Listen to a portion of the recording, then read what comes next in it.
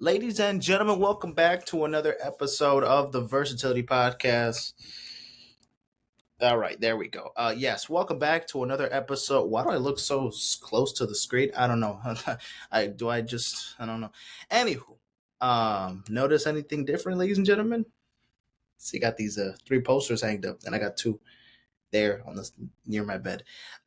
Yes, new posters, new decor in the background. So, um, you know what I mean? We're adding more to the wall later on, but I had to hang up the three La Seraphim posters that I had there. So that's, to start things off there. And then I had a couple vinyl photos there, just there. You know what I'm saying? Right there. Metro, Caliuchis. You know what I'm saying? The fuck am I talking about? Welcome back, ladies and gentlemen, to another episode of the Versatility Podcast. It is April 15th. It is Tuesday night. When was the last time I recorded an episode on a Tuesday? Club going up on a Tuesday. Podcast, I definitely haven't recorded one on a Tuesday in a little while. But here we are. It's been a couple of weeks. I haven't done an episode for the month of April, and we're already in the mid-April. We're already in mid-April. What the fuck? Like, what you just... Man, time, time doing what time does best. So we have a lot to recap today, a lot of sports headlines, music headlines. I'm going to get as much as I can possibly can for this episode. If not, we're taking it to the next episode, which most likely is going to be probably Tuesday or Friday. I'm going to say Friday. So let's just shut the hell up and get straight to the video. Or to the episode, obviously. So we have a lot to talk about. Let's get straight to it. Not worry about Coachella right now. We're not there just yet. We can go in order, I get, and I suppose we can go in order. Yeah, fuck it. All right, so we don't usually start off with Formula One first, but let's just talk about Formula One first, shall we? Okay, so as you can see, we had a race on Sunday. It was the Bahrain Grand Prix. Oscar Piastri won the race, got a total of 25 points. Then we had George Russell getting second, Lando Norris third, Charles Leclerc at fourth, didn't get to the podium, and then Lewis Hamilton fell to fifth.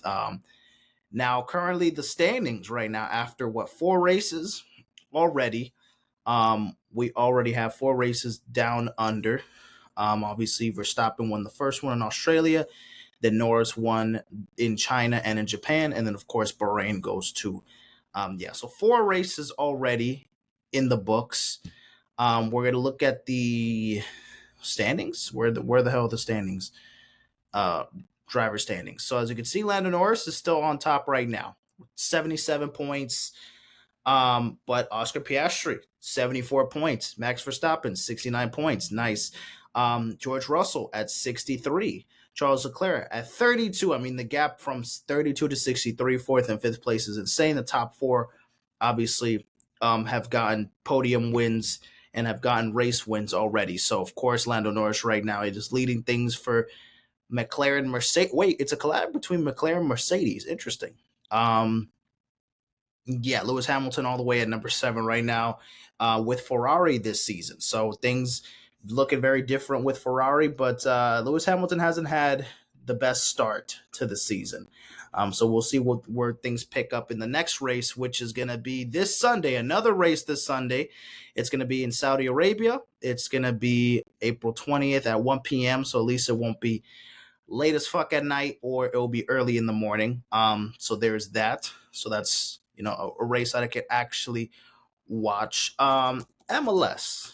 Let's talk about the MLS real quick. Not now. No need for that. Okay. So games. Who cares? Let's talk about the standings. In the Eastern Conference, Columbus at number 1. They still haven't lost a game. They're 5-3-0.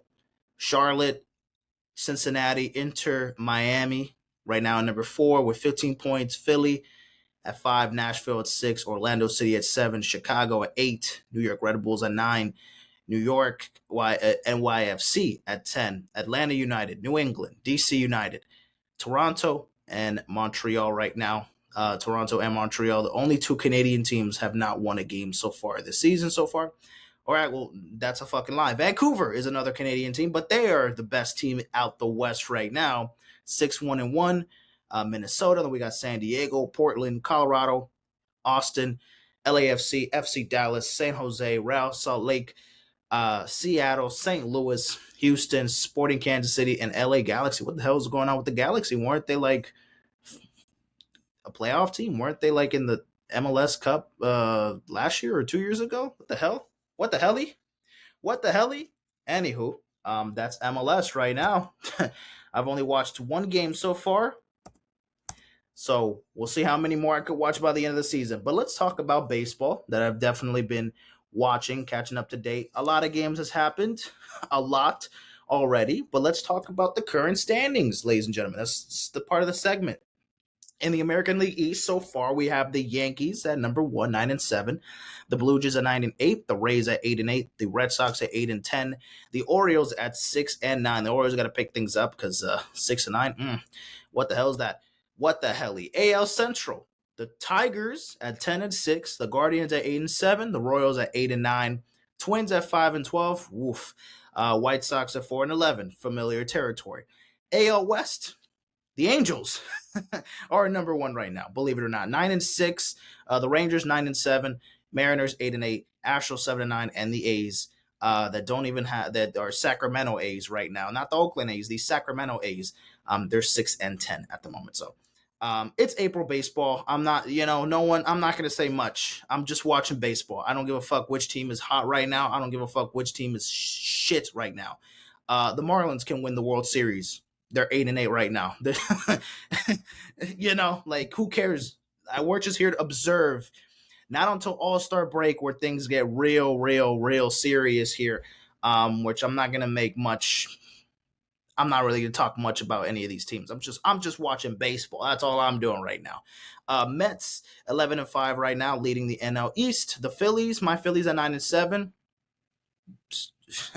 Only in April so far. Marlins 8-8. That's already shocking, but I mean, still April baseball. So we have a long ways to go. Nationals 7-10. The Braves 5-11. Again, April baseball. We have a long way to go. As we can see here, hold on. Wait, hold on. Let me see if I could change the. Yeah, there we go. Okay, this is much better. Actually, no. Let me move this because this is giving me like a. You don't see it on my screen, but I have like another screen or another tab on my screen, but it looks like I'm looking at it the opposite way. I'm looking at it on the right now, but it's on the left. Anywho, that doesn't fucking okay. Whatever. We're gonna just keep it. We're just gonna put it back into place. The Cubs at 11-8. The Reds at 8-8. The Cardinals at 8-8. The Brewers at 8-9. The Pirates at 6-12. Then we got the Padres at 14-3. Wow, the Padres have had a great start to the season so far. The Giants 12-4. The Dodgers are in third place right now. It says a lot. 12-6. 10-7 for the Diamondbacks, and 3-13. The Rockies are the shittiest team in baseball, 3-13 at the moment. No surprise. That is not a shocker. So these are some games going on right now. The Nationals beat the Pirates. Marlins lose today. Of course they did. Phillies, they beat the Giants already 6-4 win. Yankees up 8-4. A's, Mets, Twins, Angels. Okay, those Dodgers play tonight. Let's look at some games tomorrow that we could probably watch. Marlins, Diamondbacks, Giants, Phillies. I've definitely been. I didn't see the game today. Excuse me, the Giants Phillies game, but I saw it yesterday. It was pretty electric. I saw that Bryce Harper homered today, but I didn't get to see the full game. I think I was watching the Royals Yankees game today a little bit before obviously started recording. I watched like the first 5 innings. Obviously now we're towards the end of the game. Yeah, I mean, it's April baseball. Not much to say right now. Also, we're literally gonna do this in order. We're gonna do this in order. I'm not gonna go back and forth. Let's just do this shit in order on the script. Let's actually follow the script one by one. paso por paso, like step by step. Like let's just, let me not fucking skip around and skip a hooga to hooga gaha. Let's just fucking get straight to the point. All right, the NBA, ladies and gentlemen, has the regular season has officially come to an end. I'm super excited. It's postseason time, baby. The play-in tournament has officially kicked off today. It has officially kicked off today. I'm actually watching right now the Hawks versus Magic right now on the behind me here. The Magic are up by 8. The fourth quarter just started, so keep that in mind. But I will be talking. I'll be making my play-in predictions. Actually, let's just fucking get that shit out the way. But before we do that, let's look at the standings, the final standings of the regular season. And then we could officially move on to the postseason, or to the play-in tournament before we head to the postseason. The Cavaliers, they end up with the number 1 seed. Then we have the Celtics and the number 2 seed. The Knicks get the 3 seed. The Pacers get the 4 seed. The Bucks get the 5th seed. The Pistons get the 6th seed. The Magic get the 7th seed. The Hawks get the 8th seed. The Bulls get the 9th seed. The Heat, we fucking somehow made it. We're the 10th seed. Raptors 11th seed, ass. 12th seed goes to the Nets, ass. Sixers get the 13th seed, double cheeks, booty hole, ass. 14th get the Hornets, double cheeked up on a Wednesday, ass. And 15 Wizards, the biggest guy you can possibly think of, Kim Kardashian style, ass, goes to the Washington Wizards. And the West, which is even a tougher conference, Thunder get the 1 seed by a long shot, 16 games ahead of the Rockets, and they're the second best team in the West. That's ridiculous. But the Rockets, speaking, they get the 2nd seed. Lakers get the 3 seed. Nuggets get the 4 seed. Clippers get the 5 seed, but they all got the same record. They all got the same record. So watch out for any of these teams, but most specifically the Lakers or Clippers, because the Nuggets right now, the situation is pretty tough. There's a situation that I haven't talked about yet that we'll get to in a minute. T-Wolves get the 6th seed. The Warriors get the 7th seed. The Grizzlies get the 8th seed. The Kings get the 9th seed. The Mavericks get the 10th seed. And all these teams, I'm sorry, Phoenix Suns, Blazers, Spurs, Pelicans, Jazz. Let's just, you know what? Let's talk about the teams that did not make the postseason. The Jazz, yeah, they fucking sucked. They fucking sucked all year long, but it's a young squad. Same with the Pelicans. It's just a bunch of injuries. Zion couldn't stay healthy, and just a bunch of guys that are just young guys that really haven't done much yet. Victor Wembanyama going down and not playing in the second half of the year definitely screw up the Spurs' opportunity to at least push for a playoff spot. They looked kind of decent at times.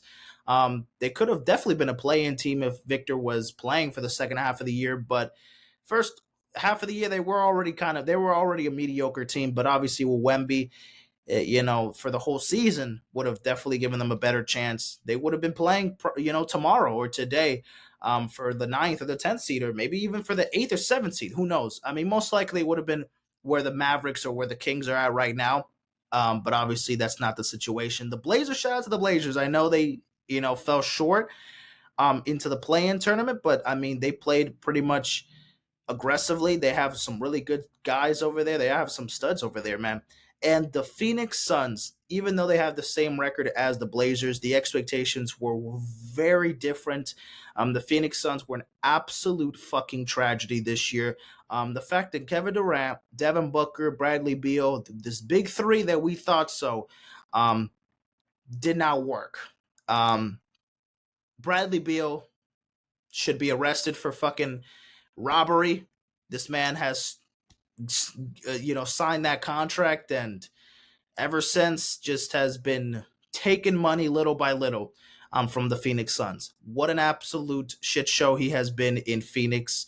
Devin Booker, stayed healthy for majority of the season, still couldn't really put up amazing numbers. KD kind of in and out. Not the KD that we're used to seeing. We had some good KD performances, but the Phoenix Suns were just such a disaster to watch, bro. They were such a mess offensively at times. Defensively, what the fuck was going on?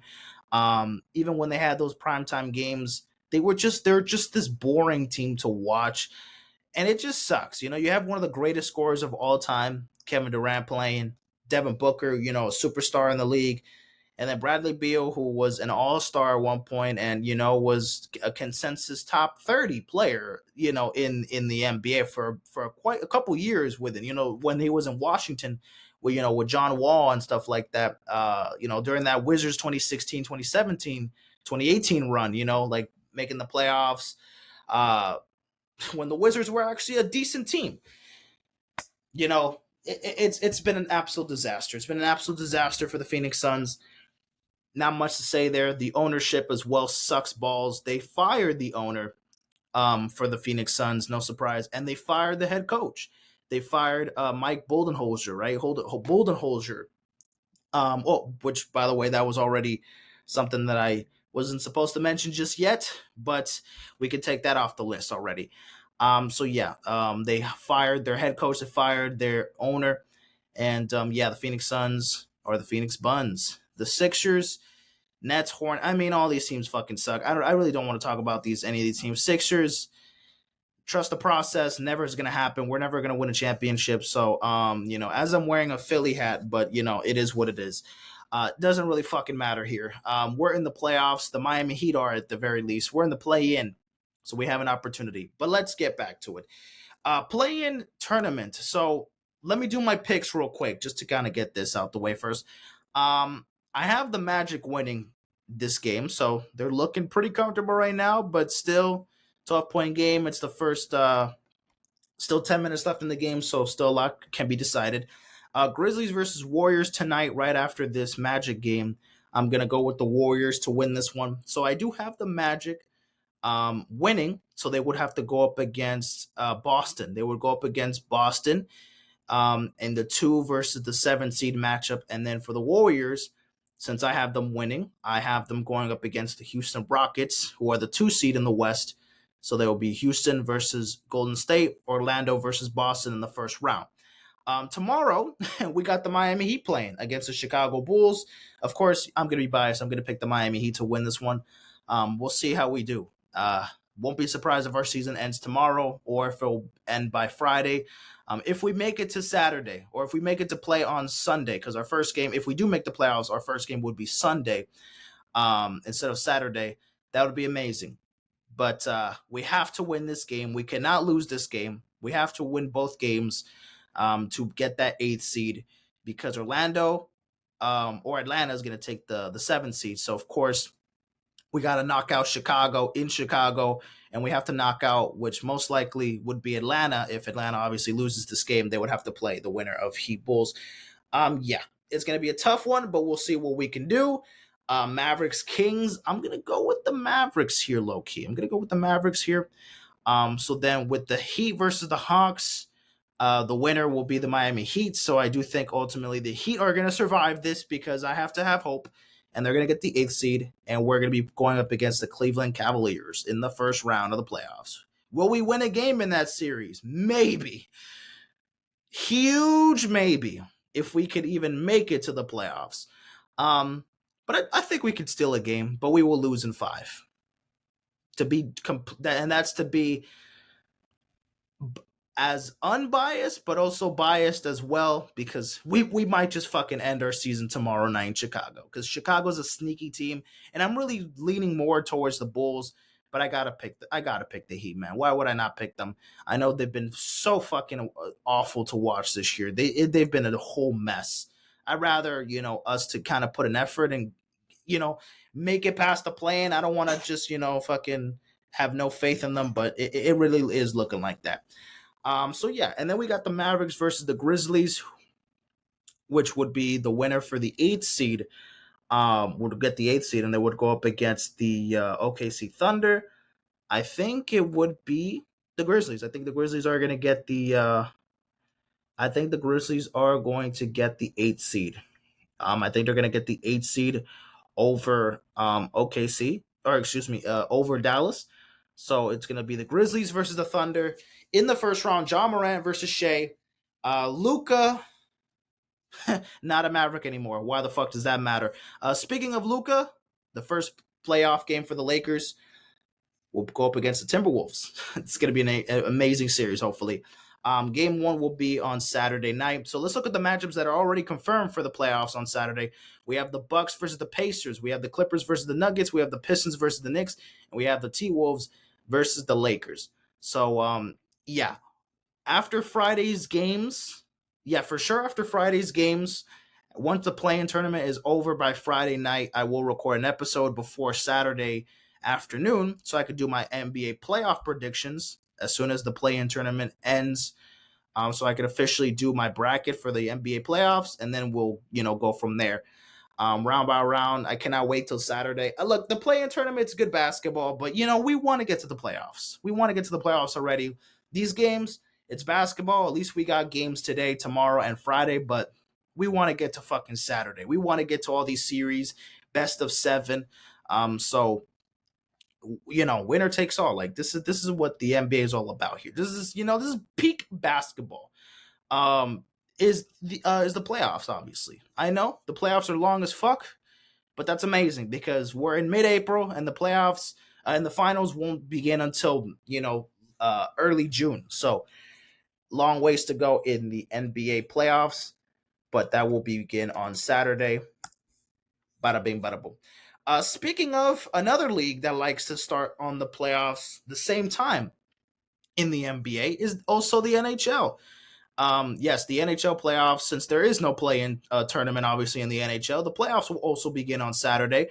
There won't be any games on Friday, so the last day of the regular season will be this Thursday. So there's games tomorrow, today. All these games already ended. Oh, never mind. There's the Lightning, Tampa Bay playing right now, or Tampa Bay versus Florida playing right now. But let's look at the final standings here. The team in blue, or the teams in blue and in orange already clinched the playoff berth. So Maple Leafs in it, Lightning in it, Panthers, Senators. None of these teams, blah, blah, blah, blah, blah. Wow, the Bruins. What the hell happened to the Bruins? Weren't they really good? They were always a playoff team. What the fuck happened? 33, 39, and 9. Damn. They fucking fell off a cliff. Damn, Boston. What the hell happened? What the helly? What the helly? All right. But that's that. Capitals, they're probably the best team in the NHL right now. The Hurricanes, okay, Devils. The Blue Jackets and the Rangers, they look like they're fighting for a playoff spot right now, right? Yeah, they look like it. In the Eastern Conference. Now in the West, wait, how many teams do make it to the? How many teams make it? It's 8. Yeah, so the top 4 here. There's 3, so it's going to be between the Rangers. It's going to be between the Rangers and the Jackets, because the Senators are not the Senators. What the fuck am I talking about? Not the Islanders, because it's already too far. They only have 3 games or 2 games left. So they only have 2 games left. So it's going to be already too much for them to. They're out. So it's going to be between the Rangers and the Blue Jackets to get that final spot in the Eastern Conference. The Jets, not the football team, a good Jets team, the hockey team, 55-22. Wait a minute, they're doing better than the Wizards? Than the Capitals, I meant, not the Wizards. Fuck, Jesus, man. But yes, they are definitely doing better than the Wizards for sure. The Stars, the Avalanche, top 3 in the West. Then we got Minnesota and St. Louis still battling it out to get that final spot. Obviously, Utah, the Predators, and the Blackhawks are out of it, but of course, the Wild and the Blues are still fighting for it. Same here. The Golden Knights, the Kings, and the Oilers are playoff teams. And then we got the Flames and the Canucks fighting for the last spot in the Pacific, top 4 in the division. And then obviously the Canucks, the Ducks, the Kraken, and the Sharks. The Sharks are the worst team, right? 20-49, 50, 25-46. Yes. Oh, man, the Flyers. They're all the way at the end. Damn, bro. 33-38. So, the shittiest team in the NHL is, once again, the San Jose Sharks. Weren't they the worst team last year as well? Anywho, speaking from an absolute, not even a casual hockey fan, but just an absolute below average, knows zilch of hockey. The playoffs begin Saturday, coming from a non-NHL viewer. So there's that. Let's talk about a league that just resumed once again. The UFL is back, ladies and gentlemen. We have football again. Spring football is back, and we're already about in week 4. We're already in week 4, ladies and gentlemen. So let's look at the standings right now. In the XFL conference, let's talk about it. We got the DC Defenders looking good right now. They're 3-0. They're 3-0 so far. The Arlington Renegades, they're 2-1. The St. Louis Battlehawks, 2-1, and the Brahmas 0-3 to start the year. Obviously, they have 10 games. They all play 10 games. So we're already almost midway to the season. We're about to enter week 4 this week. So interesting enough already that we're here. But the DC Defenders looking pretty good. And the USFL conference, we got the Birmingham Stallions 2-1, tied with the Michigan Panthers 2-1. The Houston Roughnecks 1-2. And the Memphis Showboats also 0-3. I mean, my championship is probably going to be the Panthers and the Defenders. I actually, you know what? I'm a Battlehawks fan. I'm pulling through for the Battlehawks. I like the Defenders, but I'm gonna pull through for the Battlehawks. So I'm gonna have to pick the Battlehawks versus the Panthers as my UFL championship, just because why not? So that's just that. Schedule. Let's look at the league schedule. So the games for this week, we have on Friday, we have the Memphis Showboats versus Michigan, the Battlehawks and the Renegades on Saturday, as well as the Stallions and the Roughnecks. And then on Sunday, we have the Brahmas versus the Defenders. So, yeah, give me the Panthers, give me the Battlehawks, give me the Stallions, and then give me the Defenders. That's just what the UFL is looking like right now. Entering week 4. So entering week 4, 3 games have been played for each team. There's 10 weeks of the season, so I've only watched like 1 game per week. Last week I saw the Brahmas game, but that was pretty interesting. I saw the Brahmas and I think it was the Battlehawks game. It was pretty good. But the Brahmas, man, they don't look good offensively at all. They didn't look good offensively at all in that game. They were kind of a disaster, and speaks for itself. They're 0-3 right now, so not looking good at the moment. Let's talk about the Champions League, ladies and gentlemen, as we're pretty much halfway there already. So let's talk about let's talk about leg 1 and leg 2. But there's still 2 games left to be decided. So in leg 1, we had Inter beating Bayern 2-1. We had Arsenal taking down Madrid 3-0. Oh boy. So Madrid tomorrow has long ways to go to get that comeback. They need 4 goals. In aggregate to pull through and move on to the next to the semis, because they should not allow a goal, and they got to put up 4 of them hoes tomorrow. It's going to take a lot for Real Madrid, but it's Real Madrid. I have trust in them that they could pull it off, even though Arsenal, they're one of the better teams right now in all of Europe, and they could definitely take down Real Madrid right now. Mbappe also, I think he's out. He's not going to be playing tomorrow because of the red card. As you can see, that red card right there, it was to Kylian Mbappe, right? Yes, it was to Mbappe. Wait, it wasn't to Mbappe? Or I think it was another game that he got a red card, and then boom, he can't play in tomorrow's game. But yeah. And then Barcelona destroyed Borussia 4-0. PSG took down Aston Villa 3-1. And now for today's games, Aston Villa won 3-2, but they were 1 goal shy from tying in aggregate. So PSG moves on to the semifinals. Borussia Dortmund won the game today 3-1, but they were 2 goals short from tying in aggregate. So Barcelona moves on. Aston Villa and Dortmund, if they played better in the first game, if they scored 1 or 2 more goals in the first game, this could have been very interesting, and they would have definitely had a good chance at taking down PSG or Barcelona. But since the first game, it was absolute domination for PSG and Barcelona, they had to rely on so much. They had to rely on playing they had to execute like the most perfect game to catch up And they both fell short, but at least they pulled through. They didn't make this an absolute shit show. They both scored 3 goals, but obviously it was not enough. PSG and Barcelona move on to the semifinals of the Champions League. Tomorrow's game, Real Madrid versus Arsenal. I'm pulling for Madrid to see if they can pull off the comeback, but it's looking real tight here. And then Inter Milan versus Bayern. I think I picked Inter. So Inter, yeah, let's just see what they do here. They're up 2-1 right now, so let's see what they can pull. Yeah, so I have Madrid and I have Inter moving on. And then we'll see how the semifinals, what are the matchups. But I'll do that for the next episode where I'll talk about the semifinal matchups once that's finalized. But that will be April 29th, May 6th, and then that will be the championship will be May 31st. The UEFA Champions League final will be May 31st. Like we're already a month and a half away from that already, which is fucking insane.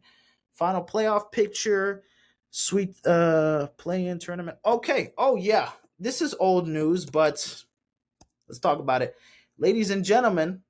Your Florida Gators are your national champions. Yes, I'm sorry that I'm very late to the party, but yes, the Florida Gators, they win the men's national championship over the Houston Cougars. Yeah, they beat the Cougars 65-63. The Florida Gators, they win the national championship. I was right. I was right. Your boy was right. It got a little scary though. Houston defensively, they're a fucking dog. They're oh wow, the Magic are pulling away. They're up by 15 right now. God damn, they're up by 15. Orlando, they want Boston. They said they want Boston. Atlanta. What was that layup? What was that? That wasn't even a layup. My bad. That was a fucking terrible floater right there that just grazed around the rim. Anywho, shout out to the Florida Gators, a Florida team that is actually winning. Thank you so much, Florida Gators. You're giving me hope again that a Florida team in college, in high school, in professional, American sports leagues or whatever, that Florida can win again. Thank you so much. I appreciate that. My Eagles won the Super Bowl, so I know Philly is fiending for winners. You know, in the NFL, we're running shit. In the NBA, not so much. But in basketball, in college basketball, looks like Florida was able to pull through here. Offensively, looked amazing. Walter Clayton Jr. was the most valuable player in the tournament and won the MVP for the national championship. He didn't play his best game in that game, but definitely hit some clutch shots all throughout the tournament. He was for sure one of the best players I've ever seen play ever in March Madness. With my own 2 eyes, definitely one of my favorite teams to watch in March Madness. I know the tournament was kind of underwhelming. We didn't get that many upsets. We didn't get so much drama and so much madness as we would expect. But still, I mean, we got to see the best teams go up against the best teams. Like, we didn't get to see fucking Florida go up against, like, fucking Oral Roberts. I mean, Oral Roberts didn't make the tournament, but you get what I mean. A 14th seed making it to the Final Four. You know, it's like we knew.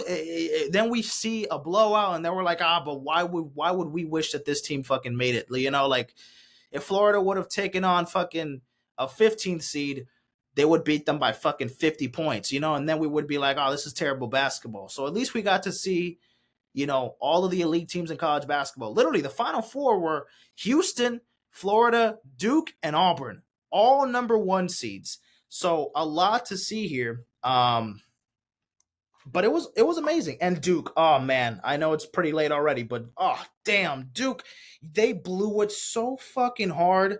Holy shit, man. Duke, I mean, Houston was resilient. They fought back. But Duke had this game in the bag, and they absolutely sold. They allowed 7 points in like 15 seconds. That was towards the end of the game, obviously, when it mattered the most. And Cooper Flagg had a good game, 27 points, 7 rebounds, 3 blocks. But man, the ending was absolute chaos for Duke. They could have been playing on Monday night on the national championship last week, but no, nothing. It just did not pull through. Duke fucking failed. But, you know, at least Florida got the job done, so that's cool. Walter Clayton Jr. played like an absolute dog. And Auburn had this game, at least in the first half. But Florida, they're a second half team. They pull strings together. Walter Clayton Jr. did not have a good first half. He was ass, actually. And then pulled through, shooting like Steph fucking Curry, putting up 34 points, shooting the ball so goddamn well. So goddamn well. Phenomenal stuff for Walter Clayton Jr., man. I'm loving it, man. I am loving it. His game is going to do wonders in the NBA, hopefully. Hopefully it translates very well. He could be a lottery pick in this draft. We'll see where we could take him. Hey, Miami, Pat Riley, make that call. I want you to make that call. Let's see if we can draft Walter Clayton. He's not going to be a top 10 pick, most likely, but he's going to be, in the mid tens. He's going to be mid first round, I believe. 15, 16, 17.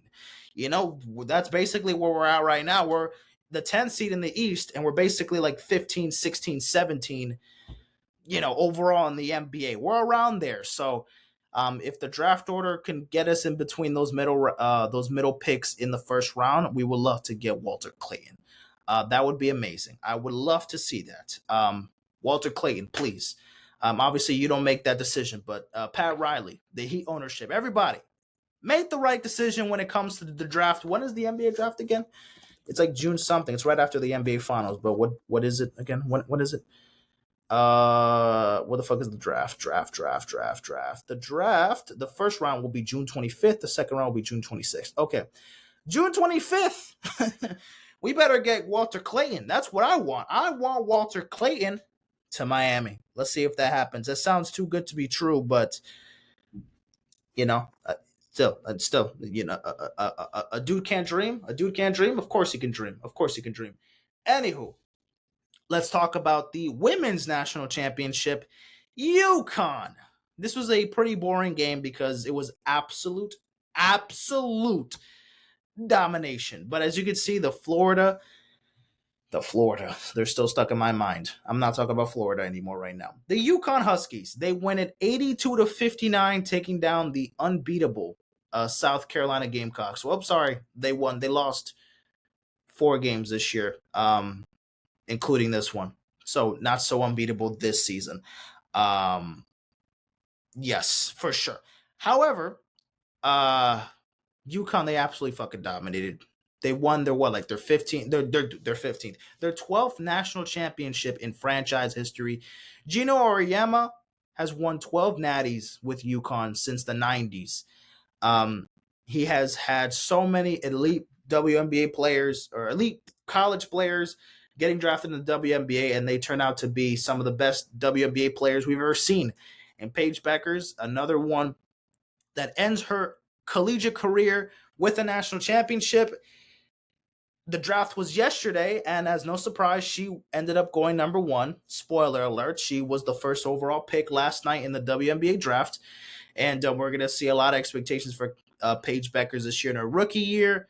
Maybe not for a championship, but definitely we're going to see some. We're going to see Paige Bueckers is finally in the WNBA, and it would have been amazing to see. It's going to be amazing to see what she's able to pull in college. But that fucking offense looked incredible. And defensively, they were giving South Carolina some fucking trouble. Holy shit. South Carolina, great team, but when they're going up against UConn, they looked like an absolute shell of themselves. So they made them look like some bums, some scrubbies.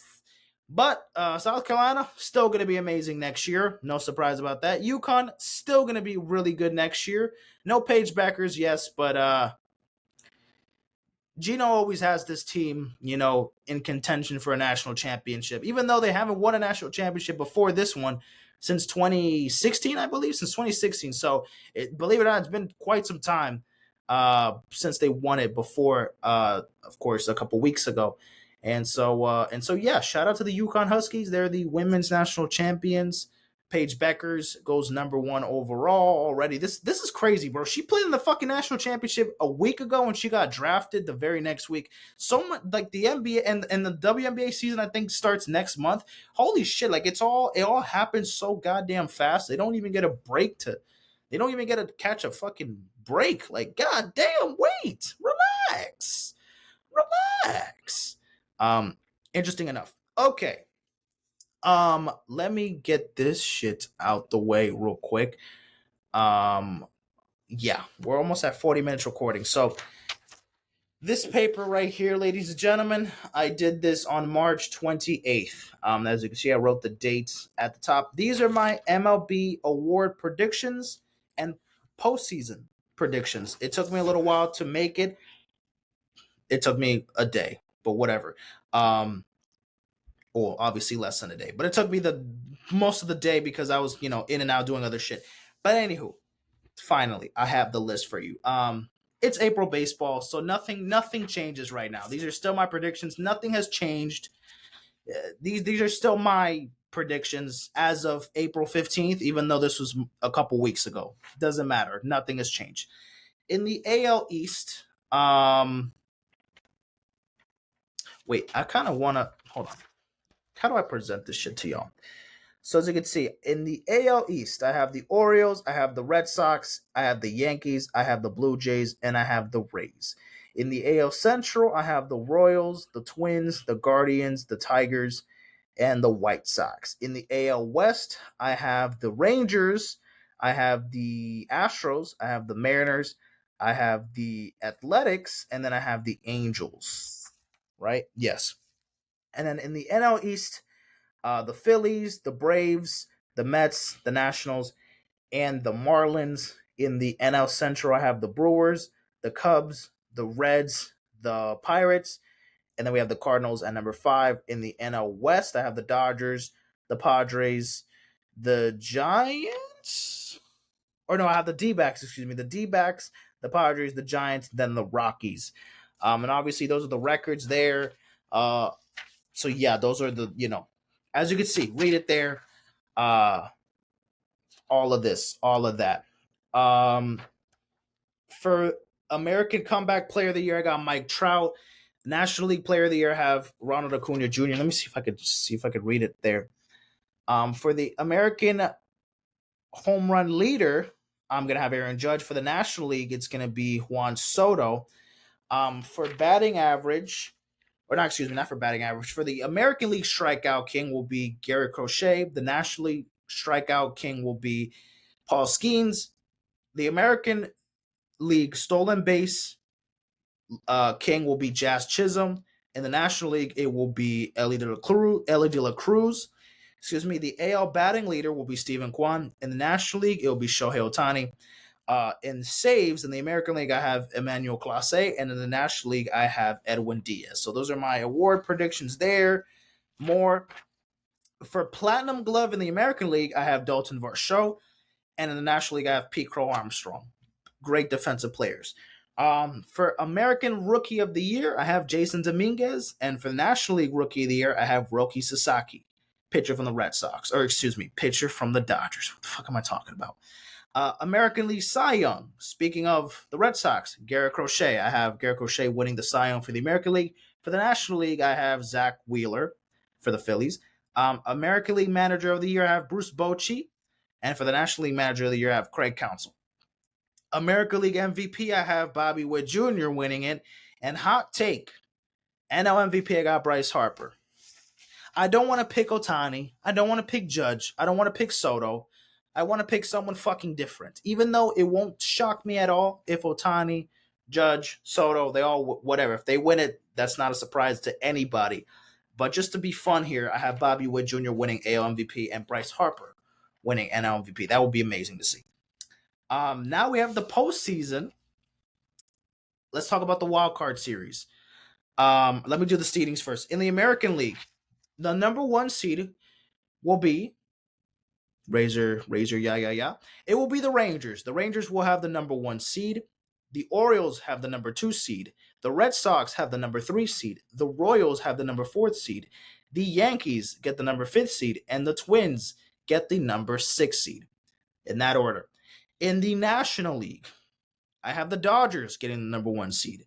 The Phillies, the number 2 seed. The Diamondbacks, the number 3 seed. The Braves, the number 4 seed. The Brewers get the 5 seed, and the Mets get the 6 seed. So those are the seedings in the the American League and National League postseason. Now let's talk about the wild card series. Obviously, the seeding wise, first would be the Royals versus the Yankees, which I have the Yankees winning that series 2-1. I have this shit all written down. You know what? Let me just fucking show it to y'all. But it's hard to read backwards, so bear with me. Then we have the Red Sox going up against the Twins, which I have the Red Sox winning in 2 games. Sweep, sweep, sweep. In the National League wildcard game, I have the Braves going up against the Brewers, which I have the Braves moving on in 3 games, 2-1. Then we have the Diamondbacks, right? The Diamondbacks going up against the New York Mets in 3 games, but the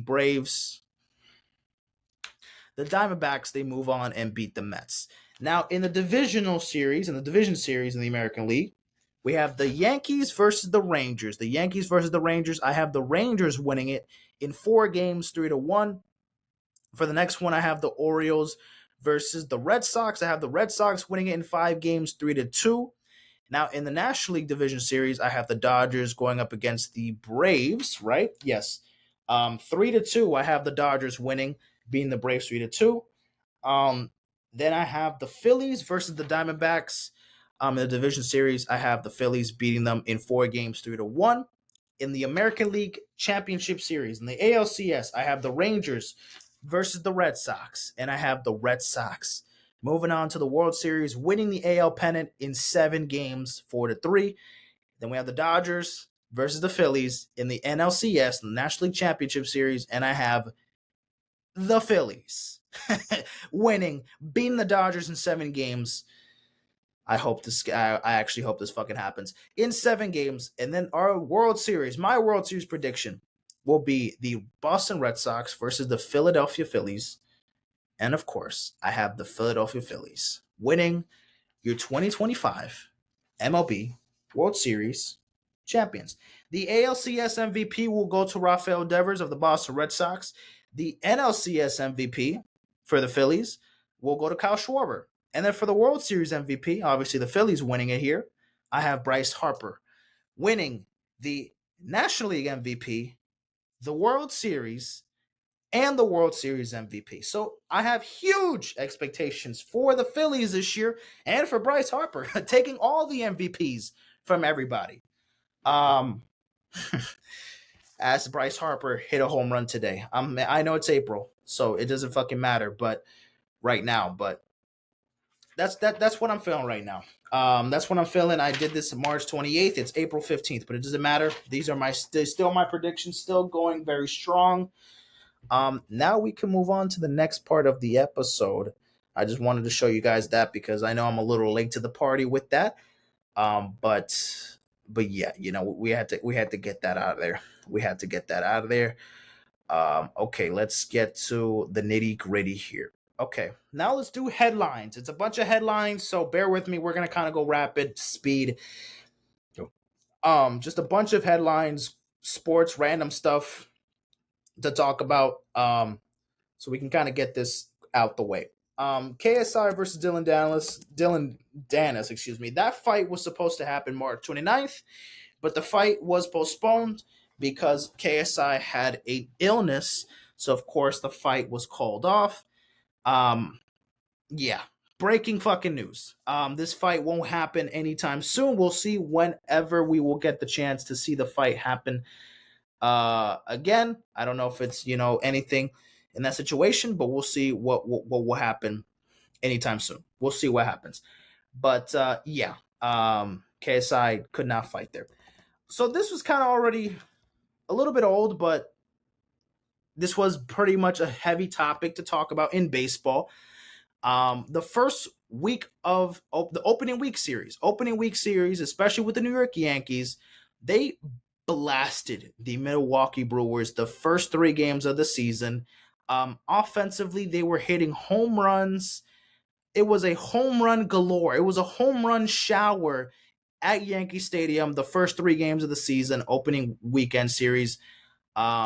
Breaking news: the Orlando Magic, they get the 7th seed. They will be going up against the Boston Celtics. So yeah, the game just finalized. Now I'm gonna hold on. Let me put the next game on. I'm gonna put the Grizzlies versus the Warriors because that game just started. So let me put that game real quick here on TNT. Let me just change it real quick. But back to the Torpedo Bats. Yeah, the New York Yankees. Oh, the game just started. Perfect. The Yankees, obviously, they were a team that were using these torpedo bats. As you can see, like the barrel of the bat is fucking heavy. It's thicker than usual bats, the regular wooden bats. So obviously the barrel of the baseball, the ball can hit right in the center, and that shit's gonna fucking extend its. That shit's just gonna fly, especially in Yankee Stadium where a right field home run, it's 350 plus. But at 330 it could reach a home run, potentially. So yeah, obviously a lot of people were definitely criticizing the Yankees. Oh my god, they were teeing off against the Brewers, blah blah blah blah, acting like they were the only team using the torpedo bats. Obviously there was a bunch of players from other teams using it, so it didn't become that much of an issue. But at first, you just saw the Yankees fucking absolutely teeing off with those torpedo bats to start the year, and we're like, oh man, the Yankees are cheating, whatever, blah, blah, blah, blah. Relax. No one's cheating here. It's legal to use these bats. A bunch of players have used it. There's still players using it now. But, the Milwaukee Brewers, their pitching staff decided to just fucking throw a bunch of meatballs, but also these bats gave them some sort of fucking power. I mean, Aaron Judge hit 3 home runs in the second game of the season for the Yankees. Jazz Chisholm was teeing off, and he was one of the faces for using the torpedo bat. Obviously, right here, this is Jazz Chisholm with the bat here. Not much controversy. Like, let them use the fucking bat. It's legal, so no one should really have a problem with it. That is that. Like, let's just not fucking, let's not be doing too much here. Open sesame. That was random. Julio Jones has officially called it a career. He has officially announced his retirement from the NFL at the age of 36. Yeah. Wow. Julio Jones was one of my favorite players when I first started watching football. Absolutely electrifying wide receiver when he was with the Atlanta Falcons. Led them to the Super Bowl. Obviously, we know what happened in that Super Bowl. Don't want to talk about it. Not a Falcons fan, but that was still heartbreaking to see that Super Bowl because I certainly did not want the Patriots to win that one. But either way, still had amazing highlights in that fucking game. He had one of the best catches I've seen ever in that fucking game, but obviously no one talks about that really that much. But overall, has had a great fucking career. Let's just look at the stats here. The stats, for sure. I mean, overall, bro, I mean, in his peak 2015, 2016, I mean, he was Offensive Player of the Year in 2015. Dude had 136 receptions, almost 2,000 yards.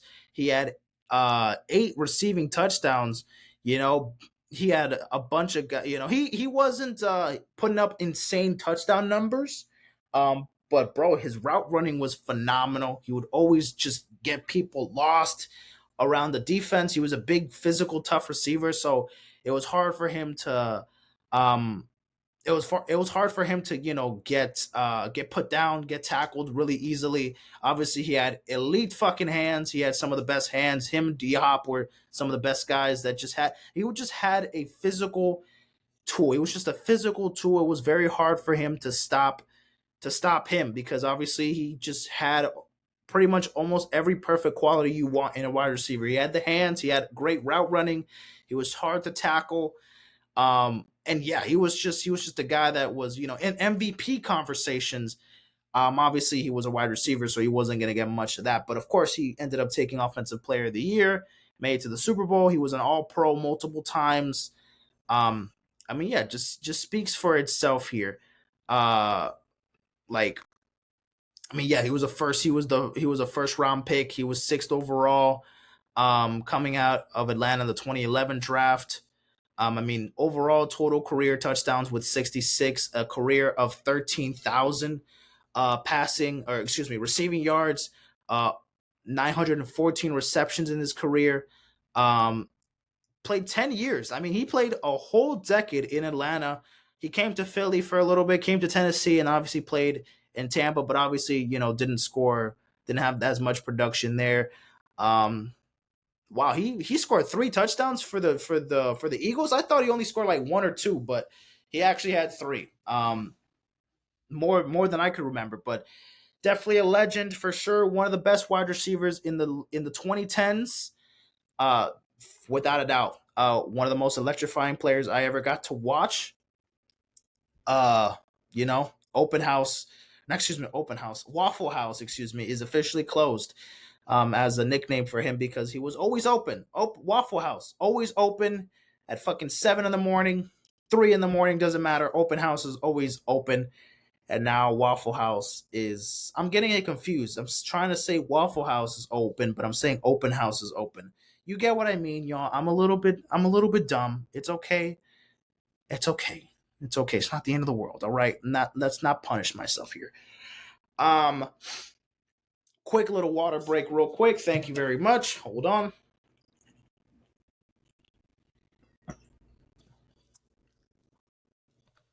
All right, let's get straight to it. Okay, let's move on to the next headline here. Alex Ovechkin. We're back to hockey. We're back to hockey. Yes, we are, ladies and gentlemen. This man is regarded as one of the greatest hockey players of all time, and I've known that for a couple years already. But now things have gone to definitely a different level.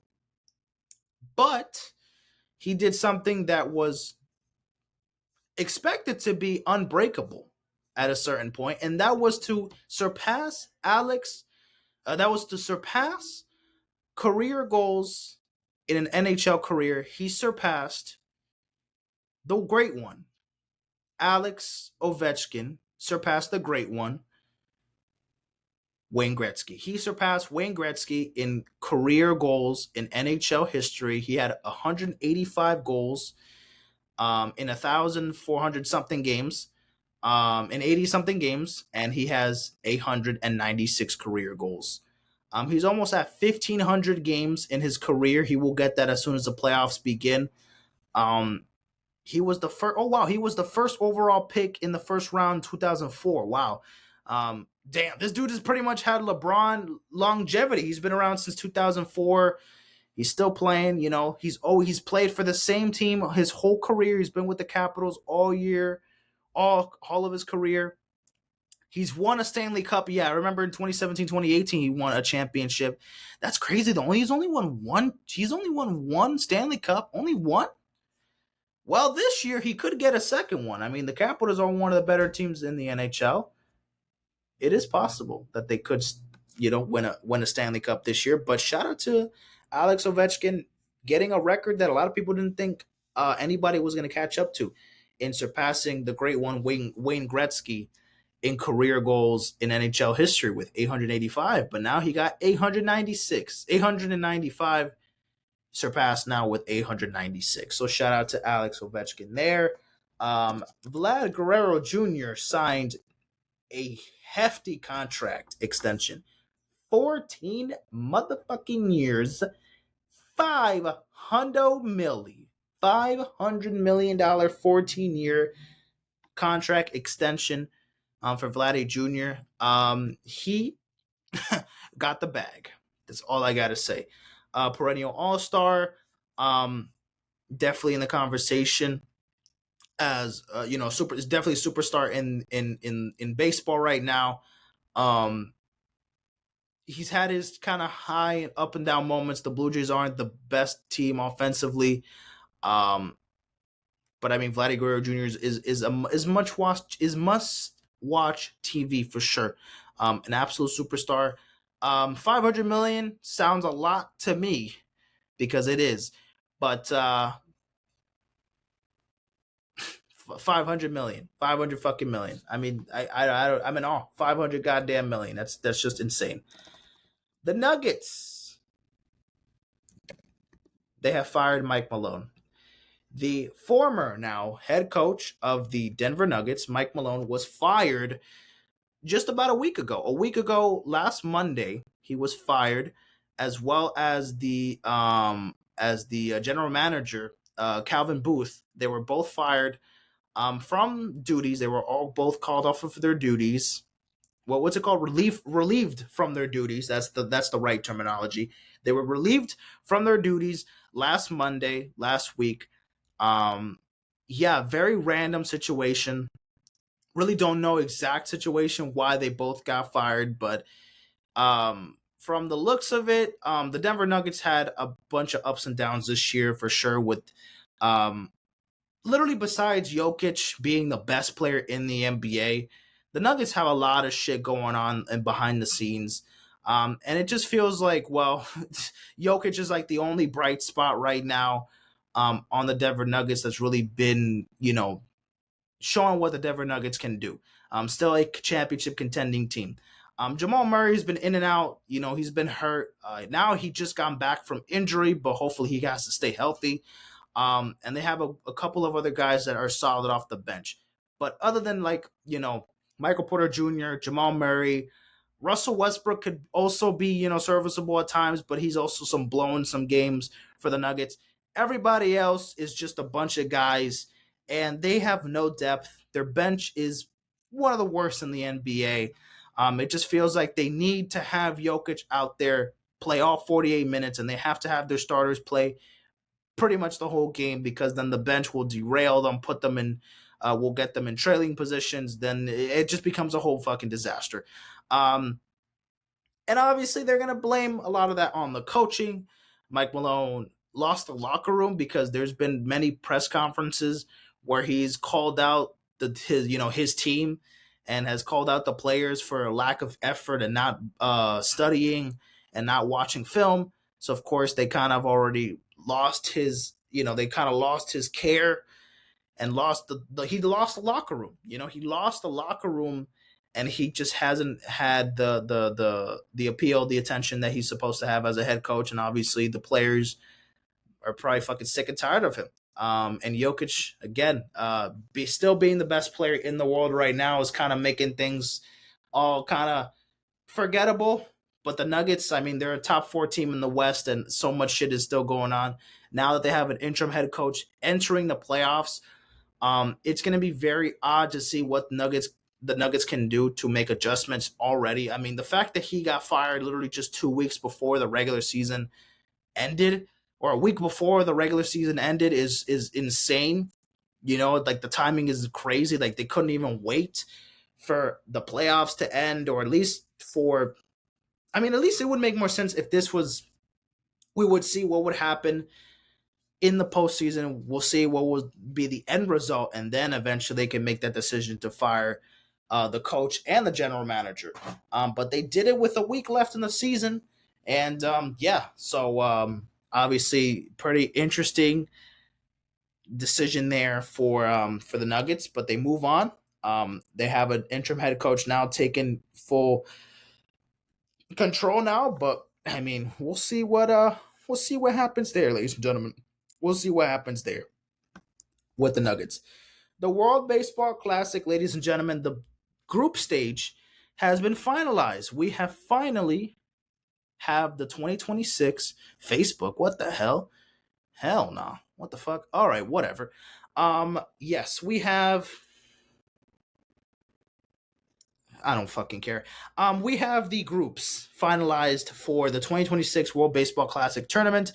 These are the pools, the group games, the group stage. As you can see, Pool A, we have Puerto Rico, Cuba, Canada, Panama, and Colombia. In Pools B, we have the United States, Mexico, Italy, Great Britain, and Brazil. In Pool C, we have Japan, Australia, Korea, Czech Republic, and Taipei. In Pool D, we have Venezuela, Dominican Republic, Netherlands, Israel, and Nicaragua. So yeah, I mean, Colombia, they're a wild card team, and they made it through the tournament.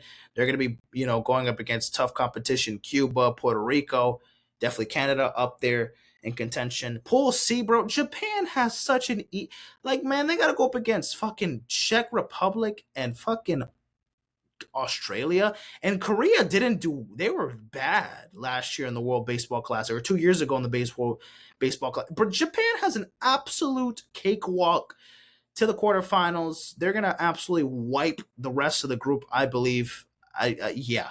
The United States, they have some competition here with Mexico, but other than that, they should definitely be Italy, Great Britain, and Brazil and move on to the quarterfinals. They should definitely win it all next year, hopefully. In Pool D, Venezuela, DR. That's going to be the interesting ones. I think Nicaragua could be very sneaky and they could be pretty good. Maybe even the Netherlands as well. I think Pool D would be interesting. They're going to be also playing their first games in Miami. Um, you know what? Next year, I'm trying to go see the championship game. Hopefully, it's the United States versus fucking Japan again, and this time we actually win it. Who knows? I will be down to go to the game next year. To see the final game next year. It's going to be in Miami. The semifinals are going to be in Miami, and the championship is going to be in Miami. And also, one game of the quarterfinals will be in Miami. So, um, a lot of Miami is going to be hosting pretty much half this bitch ass tournament. But this is going to be incredible. It will begin on March 5th of next year. So, yeah, 1 year away, guys. We have 11 months. So we have a lot to wait for. Yeah, real quick. Bada bing, bada boom. Okay. Oh yeah, let's talk about the WNBA draft real quick. The WNBA draft finalized yesterday. It was literally yesterday. I didn't even know that until Sunday. But these were the picks for the WNBA draft. So as you can see, Paige Beckers went first overall to the Dallas Wings. Malonga from France going to the Seattle Storm. Two players from the Mystics were drafted back-to-back picks, one from Notre Dame and one from USC. They also got another. They got Georgia Amore from Kentucky. Oh, I saw her throughout the tournament as well. I know her.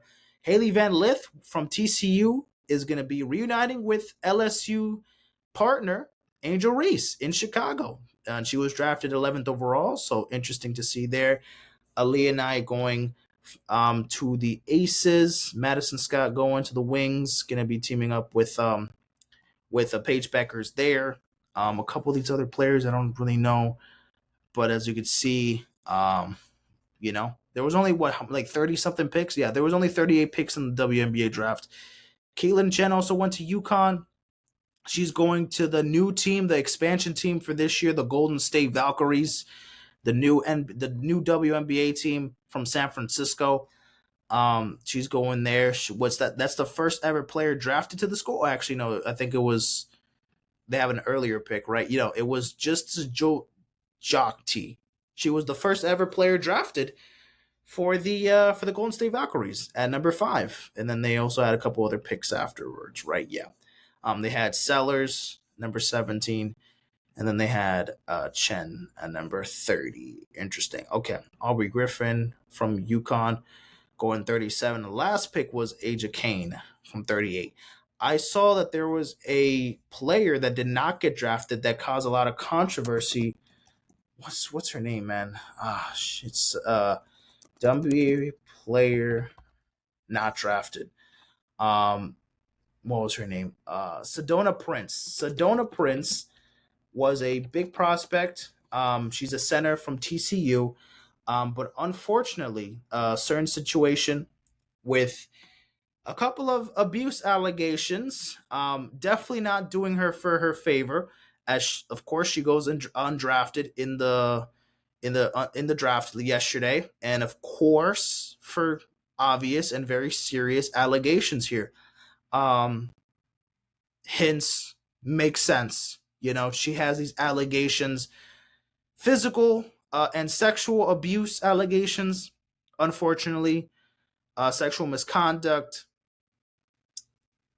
Why would any team want to give a chance to her when she has all of these allegations on her name?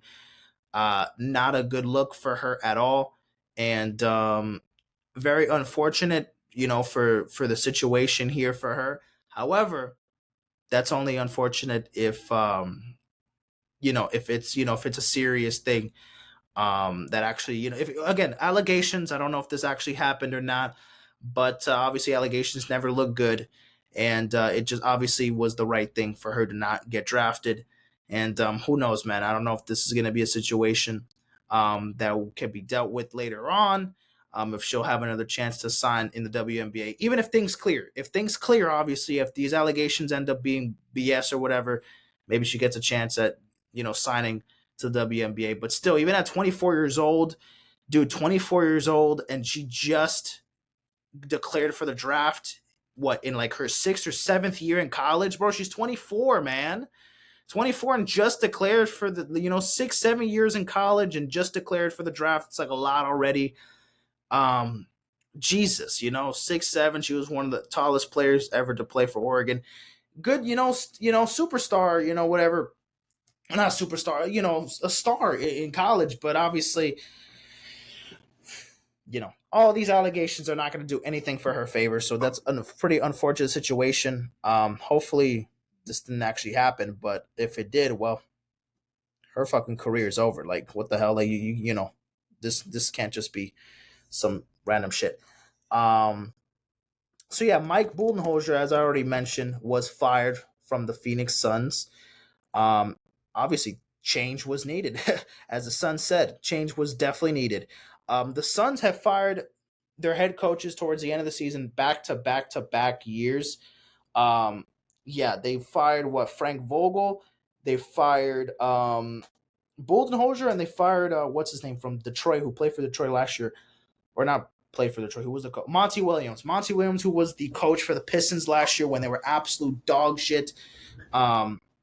They fired back to back to back head coaches towards the end of the year for the Phoenix Suns. Unfortunate, but yes, terrible situation. The G League Championship was yesterday. Randomly, shout out to the Stockholm Kings. They win the G League Championship. I was rooting for the Magic because Matt McClung played for the Magic, but 3-game series. And the Stockton Kings obviously took home 2 of those games, and of course they won the G League Championship. So shout out to them. Okay. Oh, shout out to today. Today is Jackie Robinson Day. I mean, it's already 10:30, so it's a little kind of getting later, but today is Jackie Robinson Day. So shout out to Jackie Robinson. All the NBA, excuse me, all the MLB players, of course, honoring Jackie Robinson, wearing the number 42 on their jerseys. An absolute pioneer to the game of baseball, and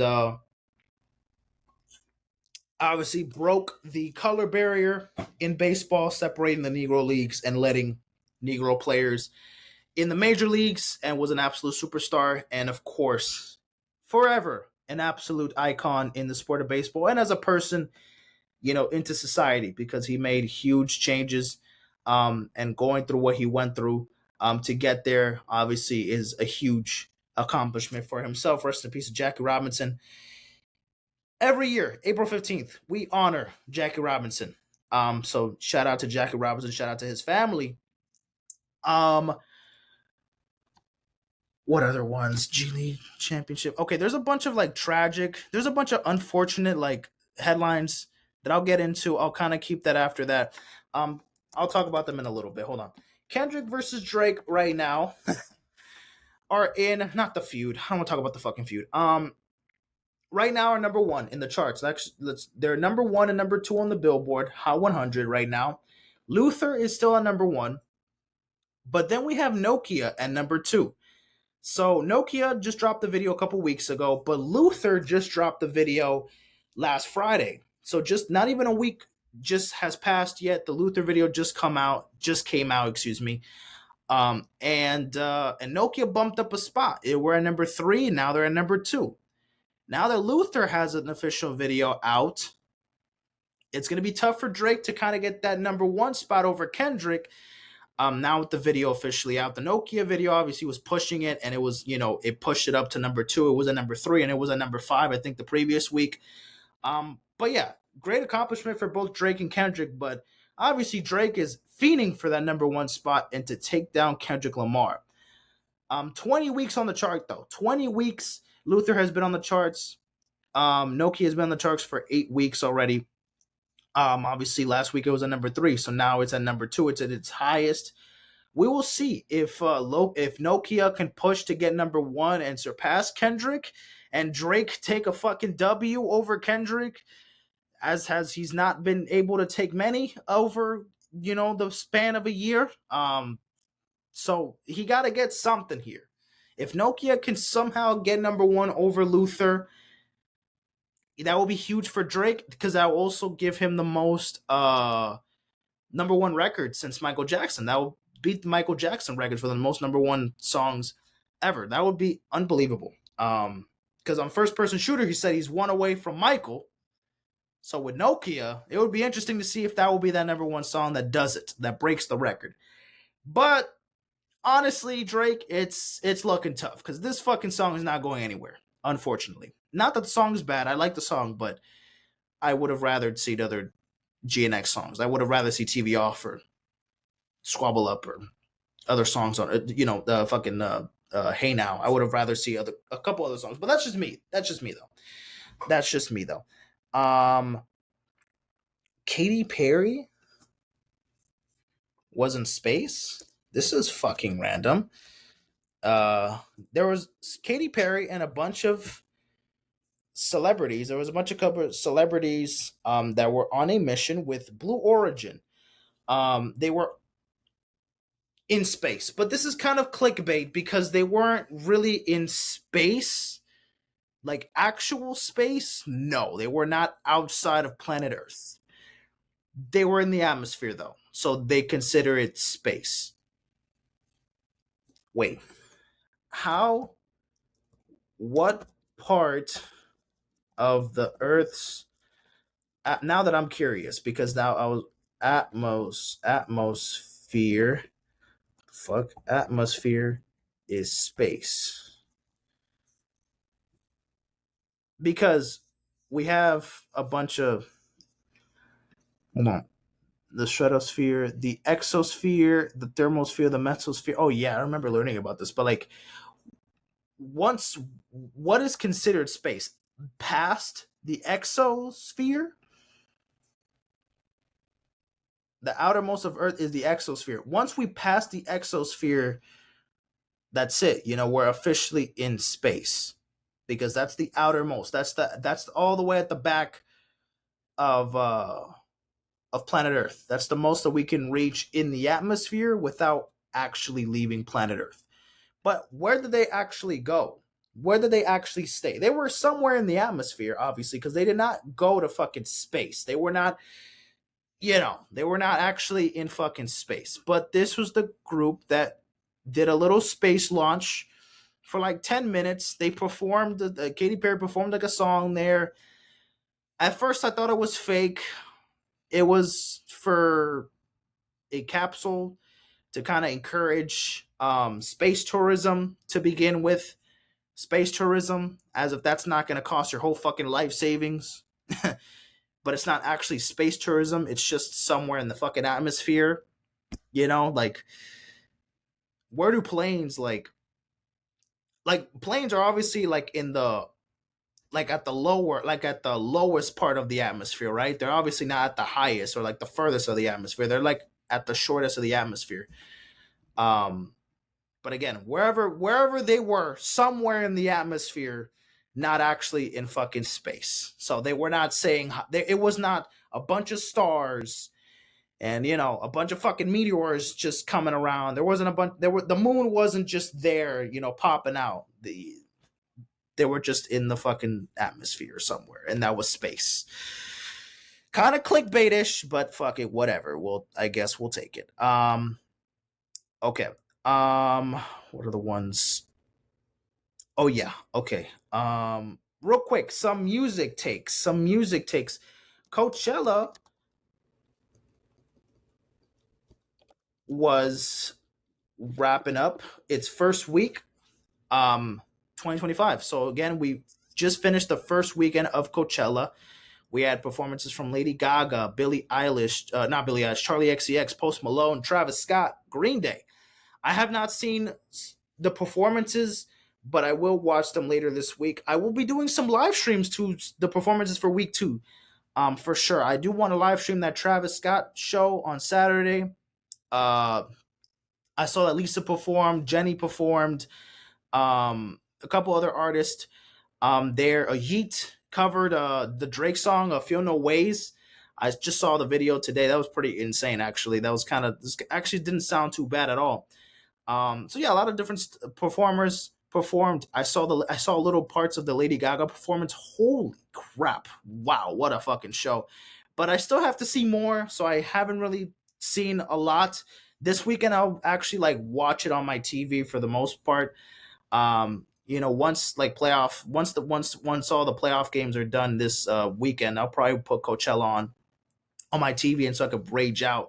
Definitely got to see the Travis Scott show on Saturday because I missed it last week. I fell asleep early, and I saw some parts, but I didn't see the whole show. And obviously, the whole show you can watch it on YouTube. So, just easy there for that.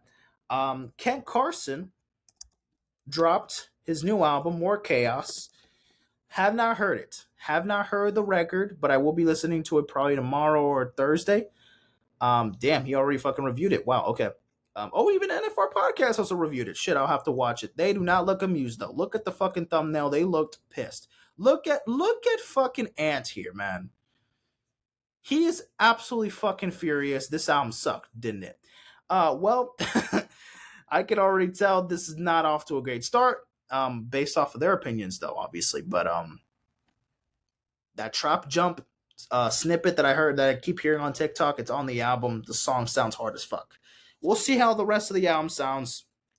But yeah, shout out to Ken Carson. More music news.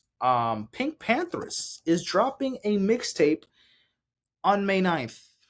Fancy that. She is dropping the mixtape. Fancy that. On May 9th, this is the album cover, as you can see. Looking great, looking gorgeous, my shawty.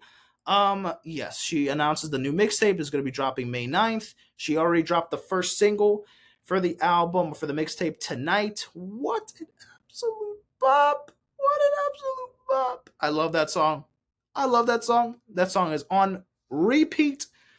It's on crack right now. I'm listening to that shit every fucking day, at least multiple times a day, 4 times a day at least. Very, very minimum. Love Tonight. Love the new single. It's phenomenal. It's an absolute smash hit. It's an absolute bop. And the video is dope as well. But she's dropping the mixtape May 9th. Who else is dropping May 9th? Another queen. Kali is also dropping her album. What's the name of the album again? The single is called Sunshine and Rainbows. Or Sunshine and Rain, excuse me.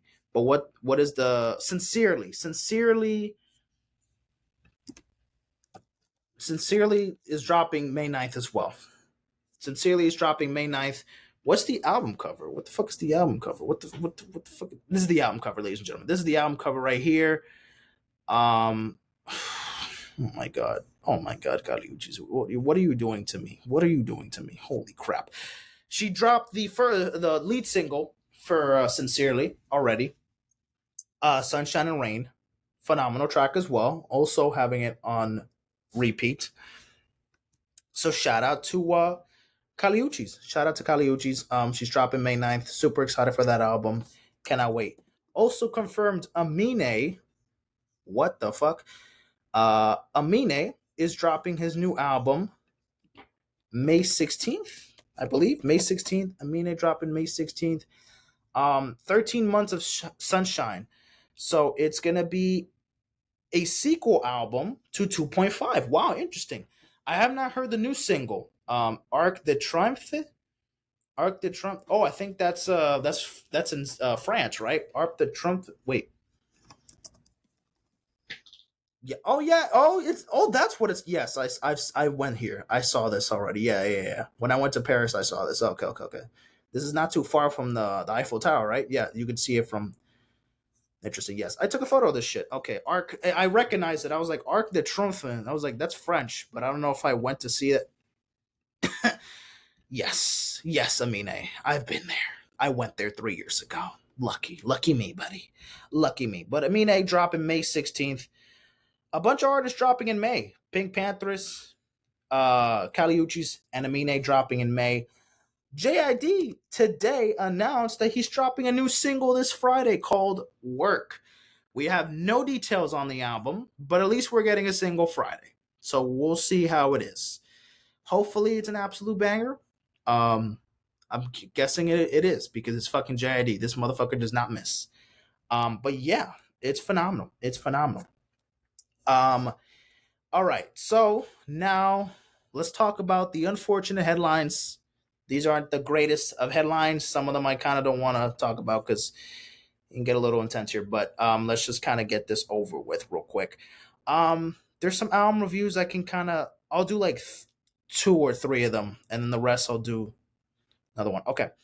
Oh, first of all, before I get to do the tragedy, tragic. Some of these are tragic headlines. Spoiler alert, and some of these are, stupid situations. Unfortunately, Grad Bash 2025 last week, Friday, I went to Grad Bash, not as a student, but as a chaperone, and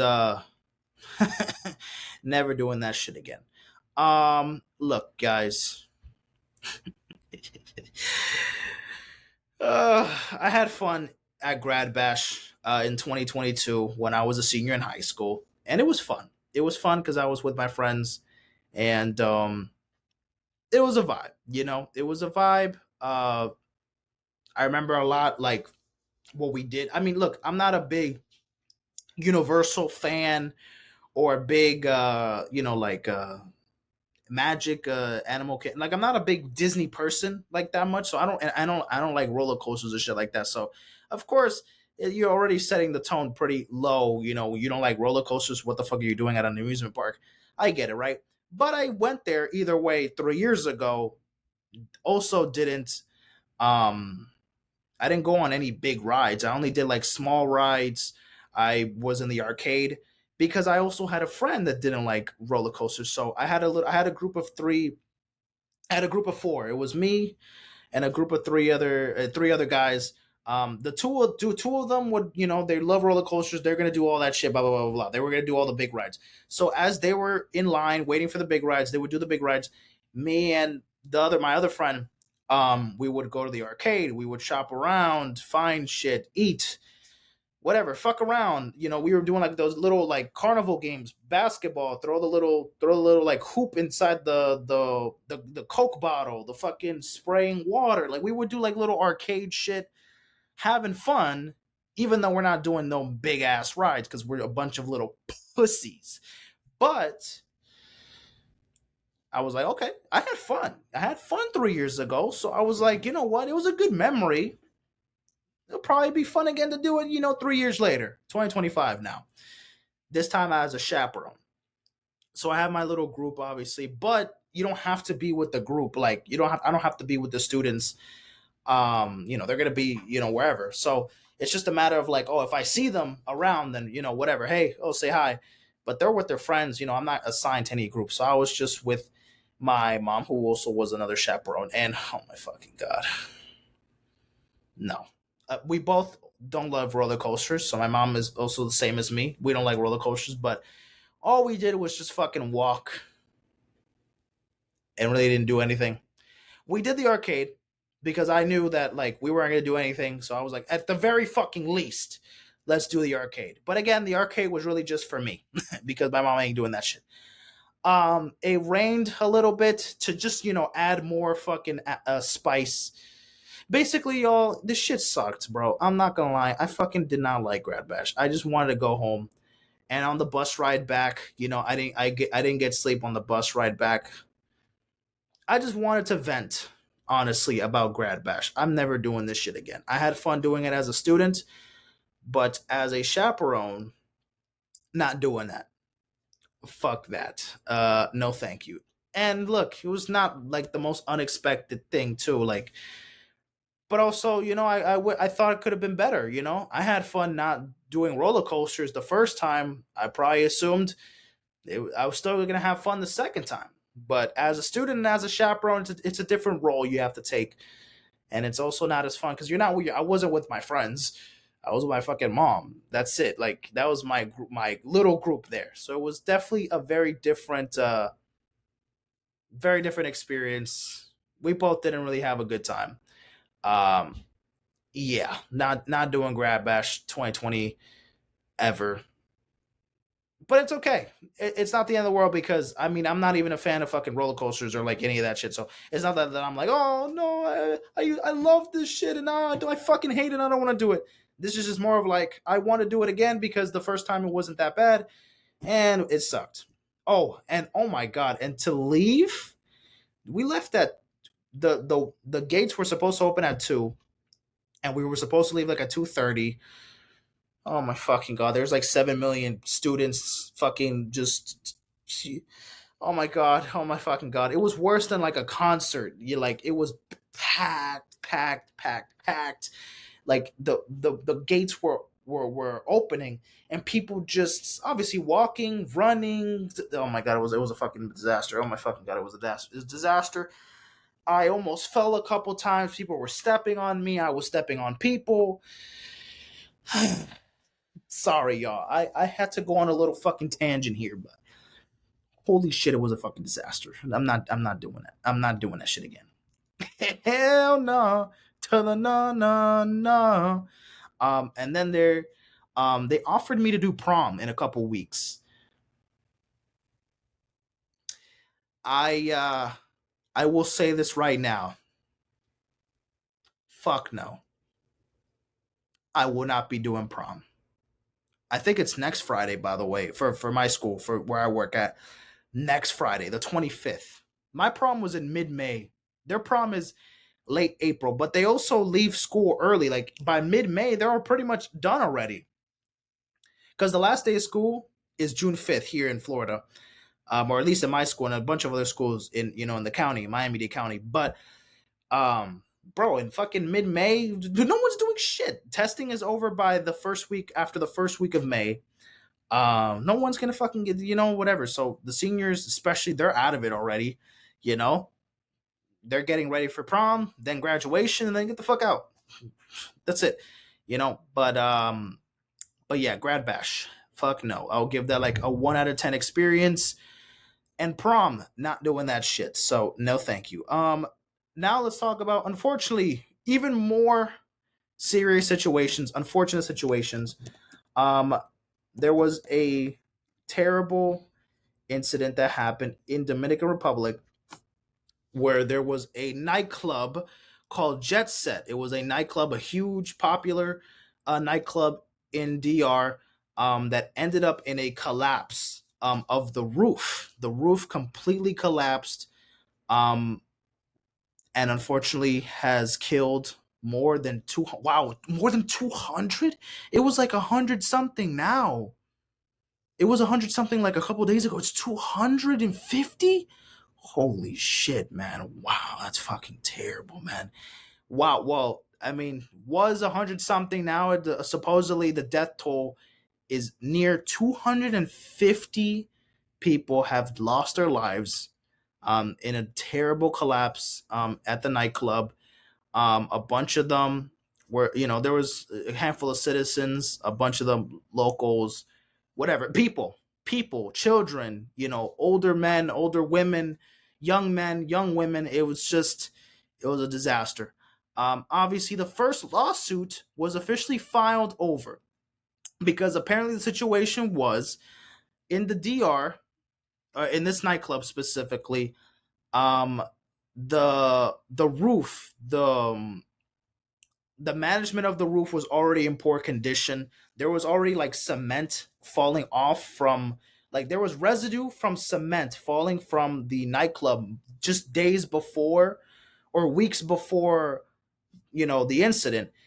And of course they had like different layers of they put like, I think like, they were adjusting the roof with like cement, and they weren't putting the right shit on the uh on the roof. Like they were putting a bunch of shit that didn't compact the roof together, and eventually it just slowly started breaking apart, and eventually that's just what happens, when obviously you don't layer the roof properly or you don't structure it properly. Things like this could fucking happen. But I did hear that there were a lot of people that made complaints and also were telling people like, hey, like, what happened, like, what the fuck happened with, there's something going on with the roof. People were already warning the workers at the nightclub like, hey, this is dangerous. Like, why is there cement coming from the roof? Like, this is like, I also heard that there were people hearing noises from the roof as well, from like the little cracks and shit that have ended up breaking everything and collapsing. little things like that. Yeah, there was a singer that passed, Ruby Perez. There was a couple baseball players, Major League Baseball players. Yeah, a pitcher, Octavio Hotel. He was killed, man. And Tony Enrique Carrera, man, rest in peace, man. Rest in peace to all these people.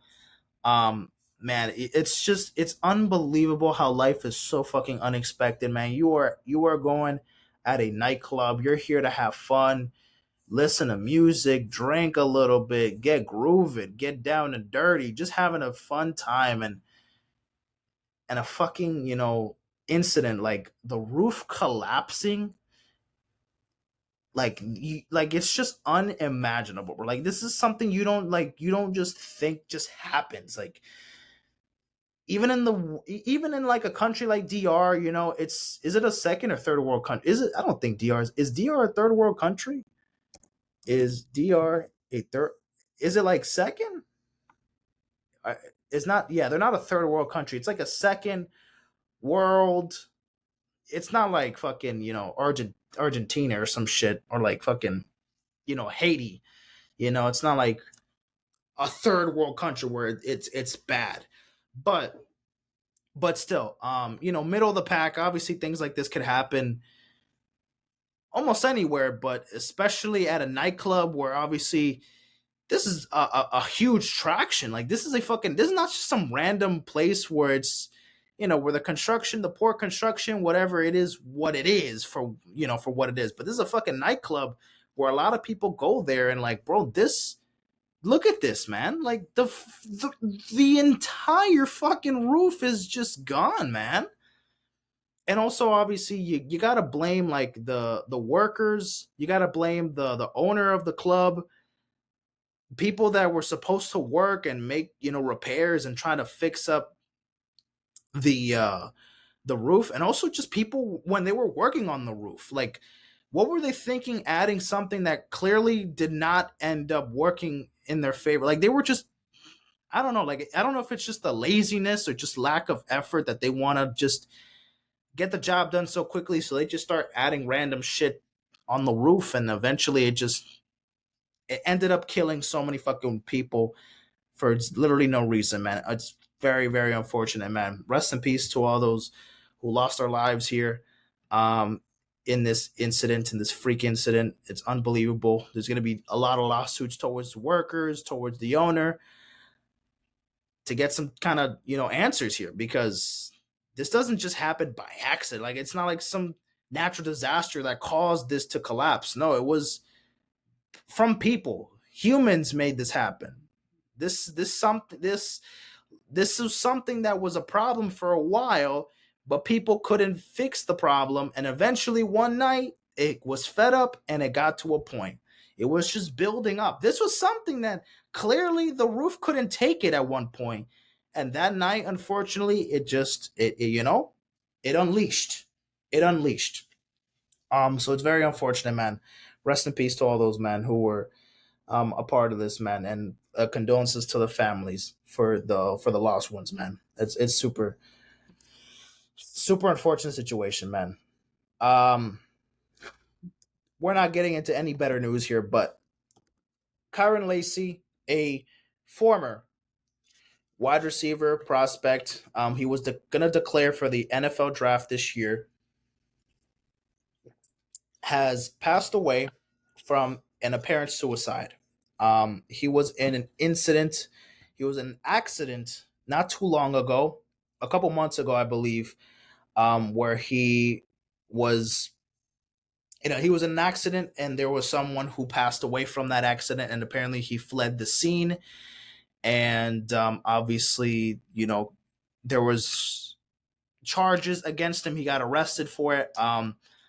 And of course, probably knowing the situation could have gone worse, and maybe knowing the backstory of why he may have taken his own life, is probably knowing the circumstance, or knowing the consequences, knowing that he probably was going to get arrested, and multiple things could have been leading into the suicide. Could have been that he knew that his NFL career was over before he even was going to get drafted, or considered to get drafted. Um, Obviously, the accident took a toll on him. I don't know if it was survivor's guilt and he was just, fleeing the scene. I don't know if he just felt like having to hold, survivor's guilt. Like, why was it me that I survived and then my partner or, the person that was in the car passed. And then now, you know, he ended up taking he killed somebody. He killed somebody literally in that accident, you know, and he just didn't really, he escaped the situation. He fled the scene. Don't know if he felt sorry about it, but obviously just fleeing the scene, it doesn't make you feel like you have any empathy or any sympathy for the person, but also, in his case, he doesn't want to get in a situation like that. But obviously just leaving and escaping like things never happened, like that just didn't happen, also isn't the most appropriate reaction towards it.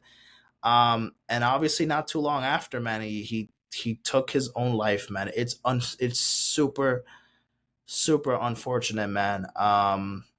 Yeah, dude, he could have been another, superstar wide receiver in the NFL, maybe. Coming out of LSU, wide receiver university. I mean, who could have? No one could be that surprised that Kyron Lacey could have been a stud, in the NFL, wherever he was gonna end up getting drafted at, if he was to get drafted, man. It sucks, man. It's unfortunate, for him, for his family.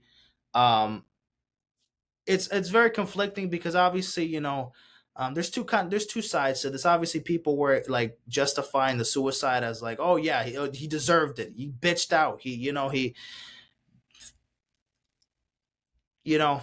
a suicide's a suicide.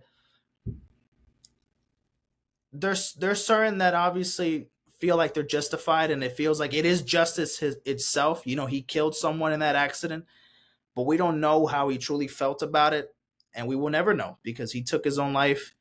Maybe because of the guilt that he had for it, maybe because he knew that his career was over.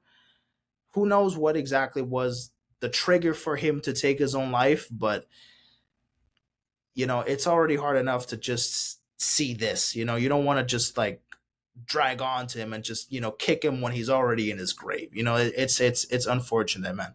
It's a very unfortunate thing, man. That sucks, man. Rest in peace to Kyron Lacey. Rest in peace to the obviously the victim that also passed, in the car accident as well. um but yeah, just really bad stuff, man. This is fucking terrible. This is news that no one wants to talk about. No one wants to hear this shit going on. But that's the real, that's the earth, man. That's planet earth. That's the real world, man. Shit like this happens, and it's just unbelievable. These are also other situations that happened, a little less, not too tragic, but definitely very stupid and very unfortunate situations. This one is kind of being swept a little bit under the rug here. But there was a leak of Blackpink saying the N word when they were doing pre-debut videos. They were doing covers of songs. This was before they debuted, so obviously this was like 2015. They were doing covering videos, songs, excuse me, and they said the N word in it. They repeated it. Unfortunate situation because obviously this was 10 years ago, and someone was just mad because they got fired from the label, and so they just decided to leak shit, and well, boom, you know um videos of them, repeating the N word from songs. Look, I'm not here to bash Blackpink. I'm not here to put the blame on anybody, but someone has to be held accountable here. Who the fuck should it be? All of them, because in this situation, let's just put the blame to everybody. Get a little. We're all sharing a piece of the pie here. Um, it's so unbelievable to me that in an industry, right, where they're trying to make these girls fucking superstars, they're trying to make them these global icons, these K-pop idols. These are people that the fans all around the world will idolize forever, and there's these fuck, they're gods. They're making these people look like absolute god and goddesses to the world, to just think that even in a video as a fucking cover to a Tyga song, as much traction as that gonna get towards the label, towards anybody, doesn't really fucking matter. It's not like the video was out before, but someone leaked it now. But when you see the video, you don't see anybody correcting. You don't see anybody making any peep of what they're saying. No one is saying, "Hey, Jennie, I know we're covering AO by Tyga and Chris Brown, but can we not, there's a certain word that we don't want to say." Like, no one said anything to anybody. No one said, "Girls, this is not the," for if you didn't know, just don't, just censor it. Don't say. Matter of fact, let's just not curse. How about that? Let's just, how old were they in 2015? They were like 18, 19. They're still kids. Treat them like kids in that sense. You're still like, it's a very tough situation because also, like, they're also 18, 19 years old. I'm not also saying that they fucking probably didn't know what it meant, or if it was a word that has obviously bad intentions, but someone has to be accountable. I will take account out. Everybody should take accountability. They should have never said the word. If they did know, they should have never said it, obviously. If they didn't know, someone should have told them, explained to them. But I guess the industry is just as racist as it is. Or, they clearly couldn't give a fuck because, like, I just don't understand. Like, if you're a fucking owner, if you're like a president, if you're like someone huge in the label, and you're trying to defend these girls, you're trying to, like, you're trying to not get them or put them in these situations, like, and they just thought that videos, like, they just thought that these videos, they recorded a video of them saying, well, that's not gonna go, we're not gonna post it, obviously, so it's never gonna be out there online. Just because you record something and you don't post it does not mean that it's never going to get the light of day. Guys, whatever you record and you think is never going to be out in the real world, someone can just hack your shit and leak that shit. Anybody. This shit happened 10 fucking years ago. Why would that matter now? After they're literally one of the biggest girl groups ever. They're K-pop idols. This was before they even were a thing in K-pop. This is when they were rookies. They were trainees. They were little young ones. They were just getting started with their careers. And 10 years later, you got this son of a bitch that got fired and was like, "I'm just dropping bomb after bomb after bomb." This is what they were doing 10 years ago. They were saying the N-word, repeating it back, Look, obviously, this is not going to do anything to their careers. Their careers is fine. Lisa, Jennie, they're performing Coachella. They have some good ass albums this year. Jennie is killing it. I'm not gonna. And obviously, it's been 10 fucking years. I would think they know better now. I would think they know better now. That's, again, an assumption, and that's an opinion. If you think otherwise, maybe. I can't say for sure that they know that that's a bad word to say, but I would think that they're old enough now, for sure, to know that they shouldn't be fucking saying that word, or to be repeating it. But 10 years ago was a different situation. However, what was really bad was this incident with another K-pop group, Kiss of Life. Man, look, I'm very conflicted. You see these girls here. They're a newer K-pop group. They just debuted a couple years ago. I just got into their music literally a couple months ago. And they got some good ass shit. But unfortunately, a couple weeks ago, they were celebrating Julie's birthday. Julie is the leader, as you can see here. She's the leader of the group. They were celebrating a birthday live, and as you can see, they were dressed up as rappers. The aesthetic of the live stream of the party was them dressed up as like old school rappers. You know, So they got the chains, they got the snapbacks, you know, they're the cornrows, the fucking, you know, the ponytails or the pigtails or whatever the fuck that shit's called. Yeah, already kind of dressing up the part, but also acting like the part a little bit too much. Unfortunately, another instant. Belle was like referring to herself as like a little, I forgot exactly what they were, just making a mockery of black people. Essentially just making a mockery of black people, kind of making fun of like stereotyping them, just shit that's not cool, you know? Like this is so fucking corny and so stupid and just so dumb, and you think they know better. Like you just want to assume. Like I want to assume the good out of people, because if you just assume the negative out of everyone for everything, then they might as well just fucking give up on certain things. You know, I would like to believe that there are good in people, and there's always a logical reason and why people act like this. There's always a specific reason, right? You would just want to give people the benefit of the doubt, right? Whatever. And I'm a new fan of them, and I want them to, keep growing with their careers. But if they're doing stupid shit like this, where it also felt like they didn't give a fuck, it didn't look like they gave a fuck and they cared. Also, what was another thing that was a little bit triggering was also the um it was like a, what was it, I forgot what it was. I don't know how to explain it. I think it was in the thumbnail, or not in the thumbnail, it was like in the description.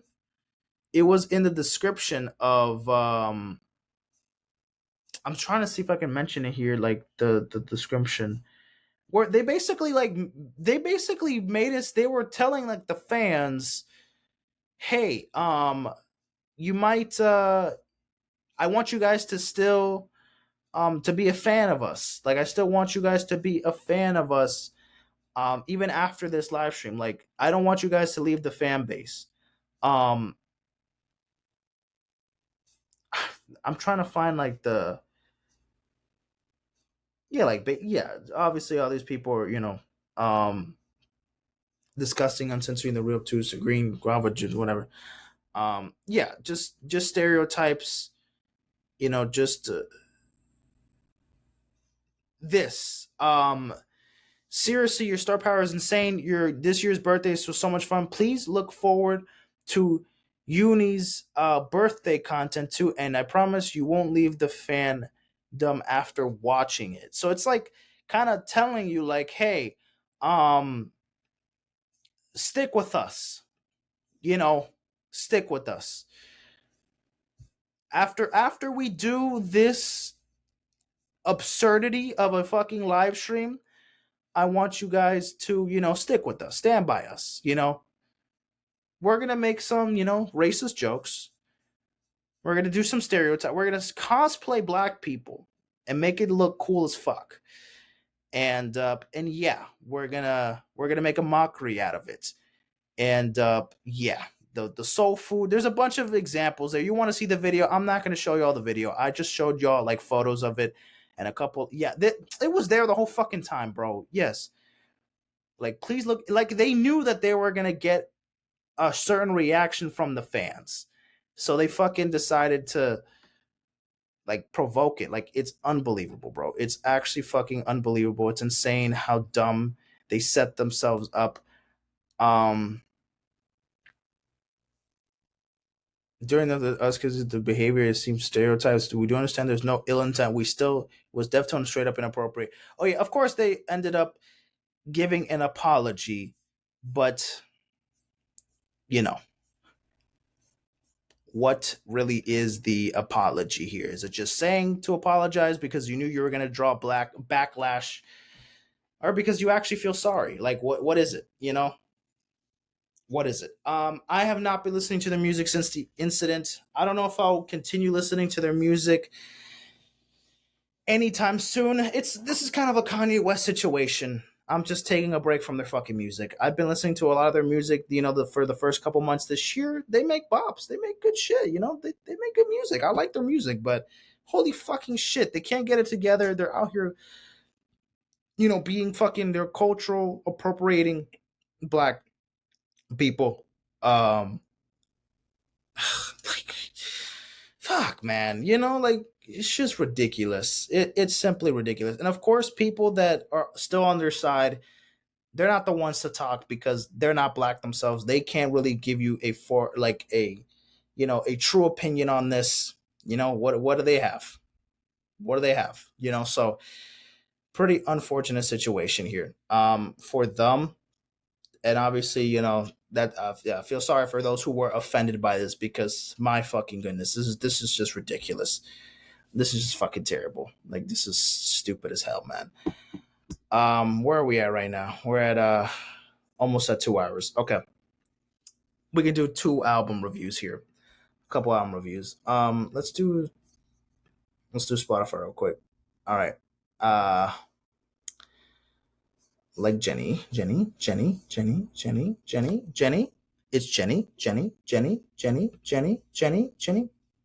Because I ever met. Oh, there it goes. Okay, so we can do this one. We could do So Close to What, ladies and gentlemen? The new Tate McRae album, 16 tracks, 45 minutes long. My goodness, what a fucking record. Loving this record for sure. Absolute bangers on here, man. I'm loving this record, man. Miss Possessive is pretty good. Revolving Door, phenomenal track. It's the second song on the album, and it's one of the songs that has a music video on it. It's pretty good as well. Blood on My Hands with Flo Milli is pretty good. Dear God, pretty good as well. Purple Lace Bra, I love the orchestra on the background. Sounds great. Sports Car, absolute horny banger. Freaky ass song, but I like it. Signs, underrated song. I like that one. I Know Love with the Killer Roy also hits. That one's pretty good too. Like I Do is underrated. It's Okay, I'm Okay. Absolute bop. Absolute bop. This is the lead single of the album. No, I'm Not in Love deserves more traction. I love that one as well. Means I Care, another underrated track. I like that one. Green Light, one of my favorites on the record for sure. Underrated. Two Hands. This was the second single. Phenomenal. Siren Sounds was pretty good, and then Nostalgia was the last song on the album. Tate McRae, you fucking ate this shit up. You ate this shit up, left no crumbs. This is definitely better than her last album, Think Later. I really like Think Later. I have the vinyl for it.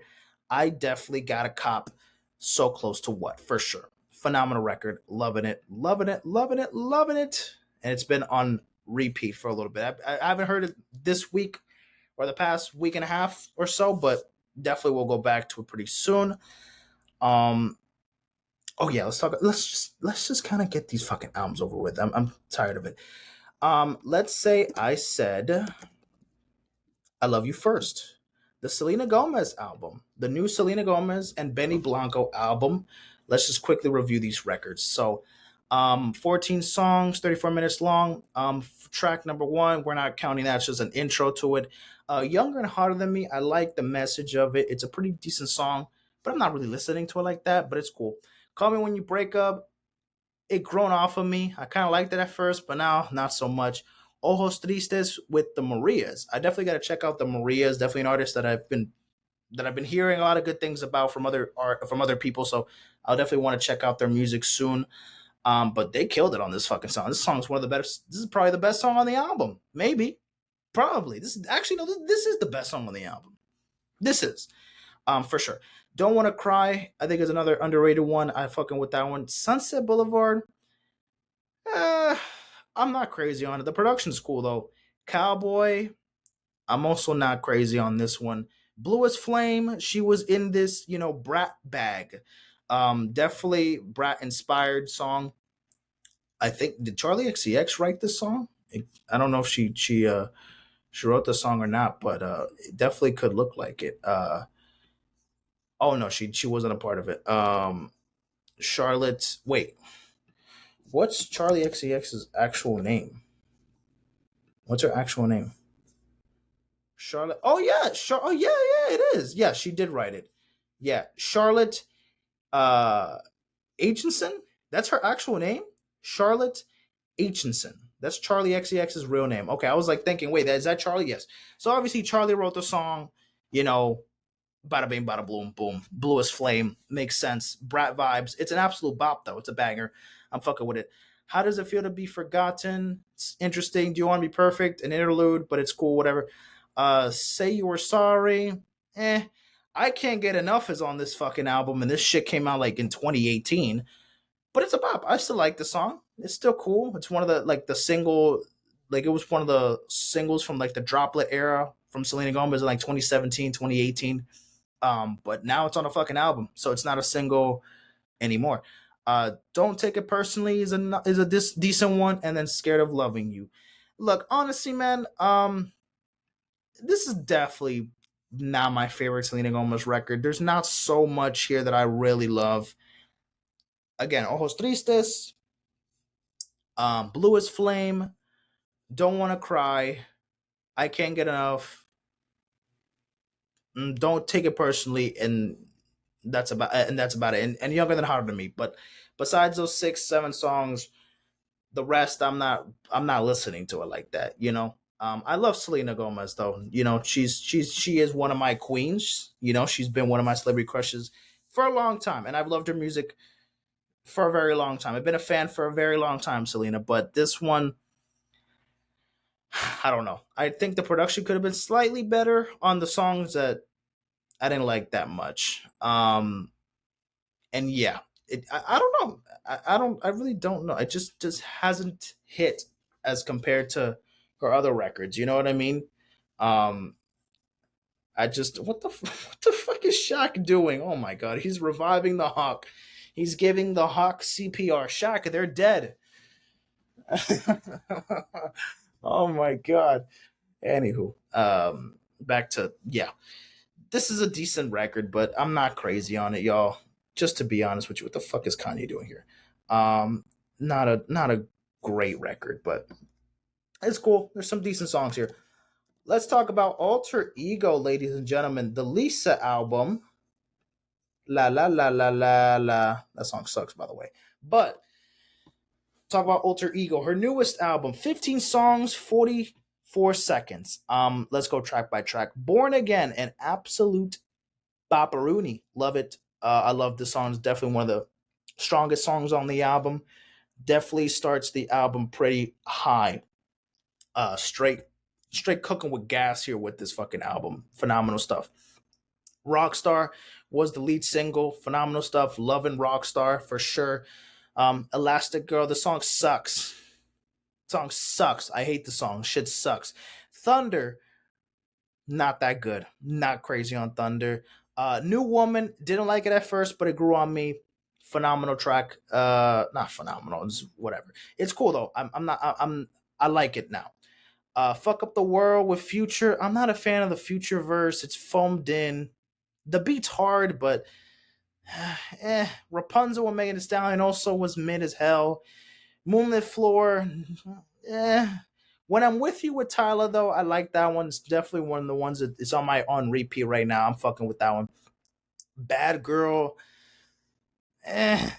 Lifestyle, I like the beat. I like the energy of the song. I like the hook as well. It's cool. This one's kind of underrated. I fuck with this one. Chill,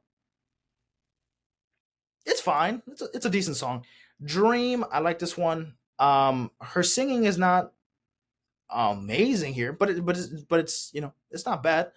Fuck Up the World, the solo version, I do prefer the solo version, and I do prefer Rapunzel. I do prefer the solo versions over the ones with features, but still not like crazy on repeat. I would think Fuck Up the World, just because of the beat alone, would have be on repeat much, but I don't know. I'm very conflicted with this album. I'm a little disappointed. Again, Born Again, Rockstar, New Woman, When I'm With You, Lifestyle, Chill, and Dream. So was that 4, 5? Wait, yeah, well, 4, 5, 6, 7. So again, 7 out of 15 songs. It's mid. It's mediocre. Um, I don't know. With this album, I feel like Lisa, she's giving us, a bit of both worlds. Obviously, she's rapping, she's singing, so I'm liking the versatility of it. But I feel like her rapping is kind of outshining her singing a lot more. There's not that many good singing performances here, but also you have Elastic Girl and Thunder, which also it's really the production. I think the songs that I don't like, it's just the product. Like Thunder and Elastic Girl, that production sucks. But also the lyrics are also nah. Elastic Girl's an absolute fucking mess. It's not even just the production. The hook is not good. Yeah, no. This is easily Elisa's worst song here. Thunder is also just kind of boring for me and doesn't really do much. Bad Girl is just repetitive and it just doesn't really do much at all. The songs here there's just songs here I don't fucking like, and it pisses me off more than the songs that I really do like. But I think the album is fine.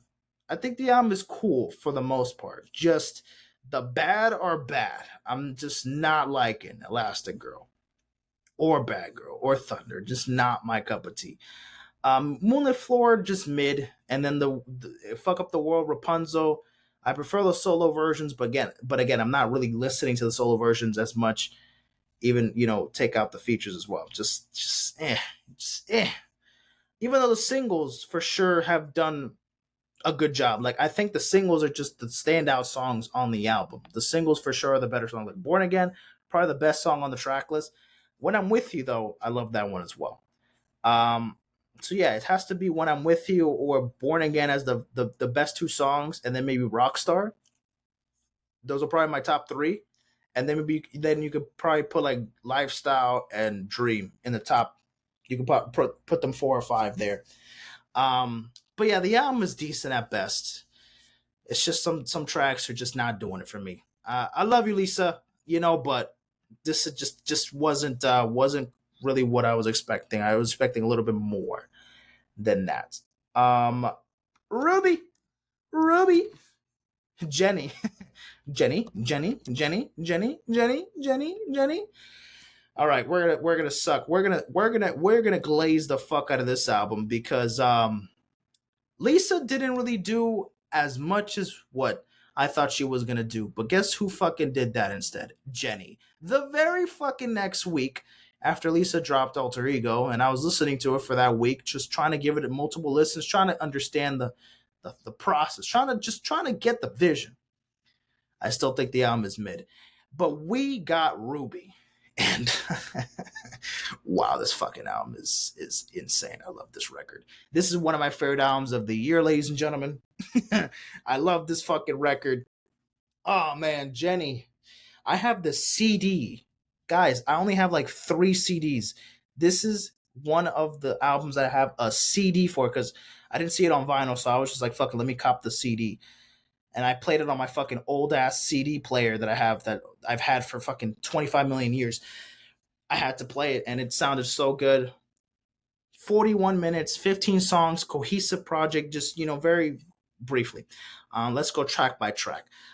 Intro Jane, it's just like the production and some background vocals, but it's still a nice vibe. It's still a chill song. I'm fucking with it. Who wanna rock with Jennie? Absolute banger. Very repetitive, but it gets the job done. The beat, the production's hard as fuck. The switching with the Korean and the English raps as well on this is very good. Her flow on it is phenomenal. I really like her flow on this. Just talking her shit. Talking about some I fuck with me. Who wanna fuck with me? You know what I'm saying? Who wanna be like Jennie? Who wanna rock with Jennie? Who wants to be like me? Who wants to be like themselves? Fuck what people gotta think. You be you. All right? It's just empowerment to its finest. Talking your shit. So I'm fucking with it. Starter War is also pretty good. I like the chill, like the smooth production on it as well. Handlebars with Dua Lipa, like that psychedelic pop shit, sounded really good. I think they worked very well together. Dua Lipa had a good verse, and also doing a part of the hook as well was pretty good. Yeah, no, phenomenal song, love it. With the IE way up, she sampled Jennie from the Block from J Lo and just had her own spin to it. I like the song, rapping as well. Extra L with Doechii, another good collaboration. The production as well, phenomenal. And again, the raps. Jennie be rapping. Like, I thought Jennie was also a good rapper, but she really, like, she really pushed it here. She really fucking excelled with the rapping. I cannot complain about the rapping at all with Jennie. Mantra, another female empowerment song, just a feel good song, an absolute bop. I had this shit on replay so fucking much when it first came out. Still on my repeat, but not maybe as much, but for sure an absolute bop. Love Hangover, I was kind of conflicted at first. I wasn't crazy on it at first, but it's grown on me. I'm fucking with it. This is still probably the worst song on the album, to be honest, but the album is so good, so that's not really much. It's not nothing bad though. Zen production, unfucking believable, and then the hook, the visuals for the video as well, sounds insane.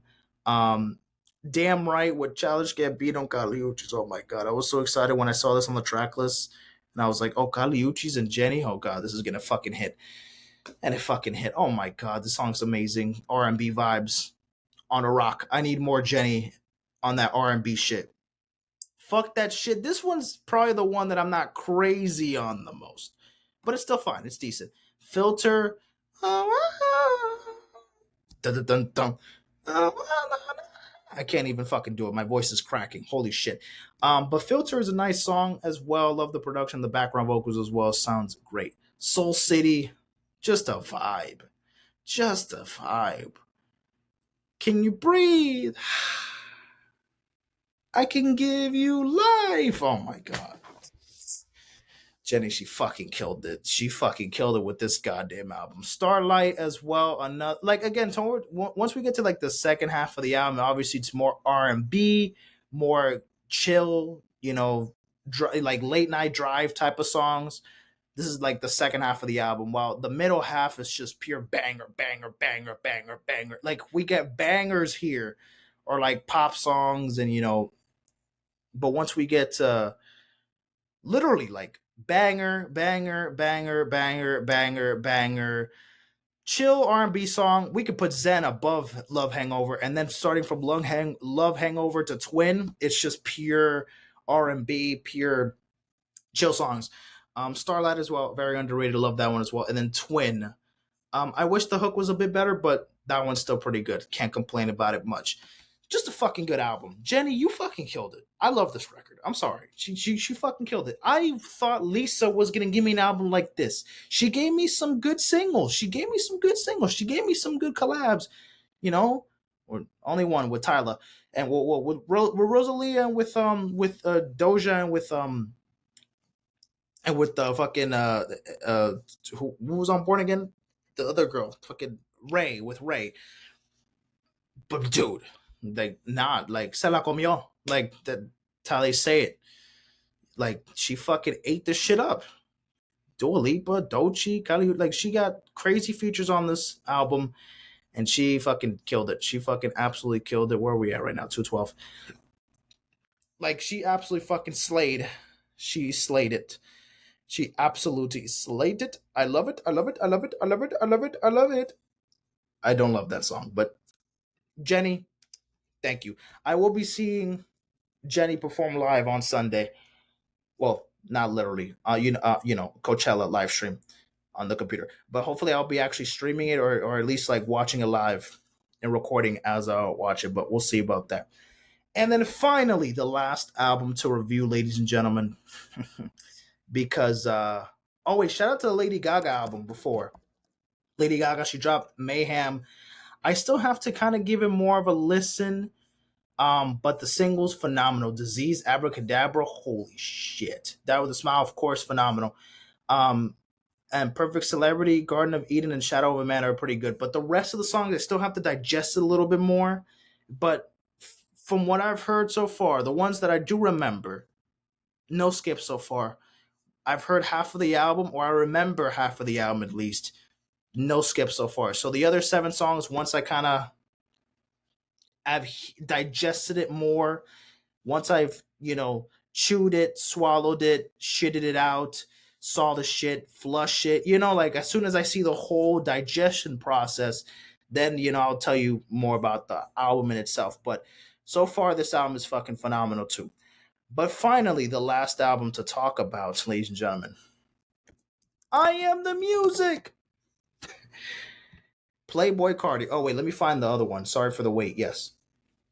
34 songs. 34 songs, an hour and 29 minutes. Oh my God. My fucking goodness. Ladies and gentlemen,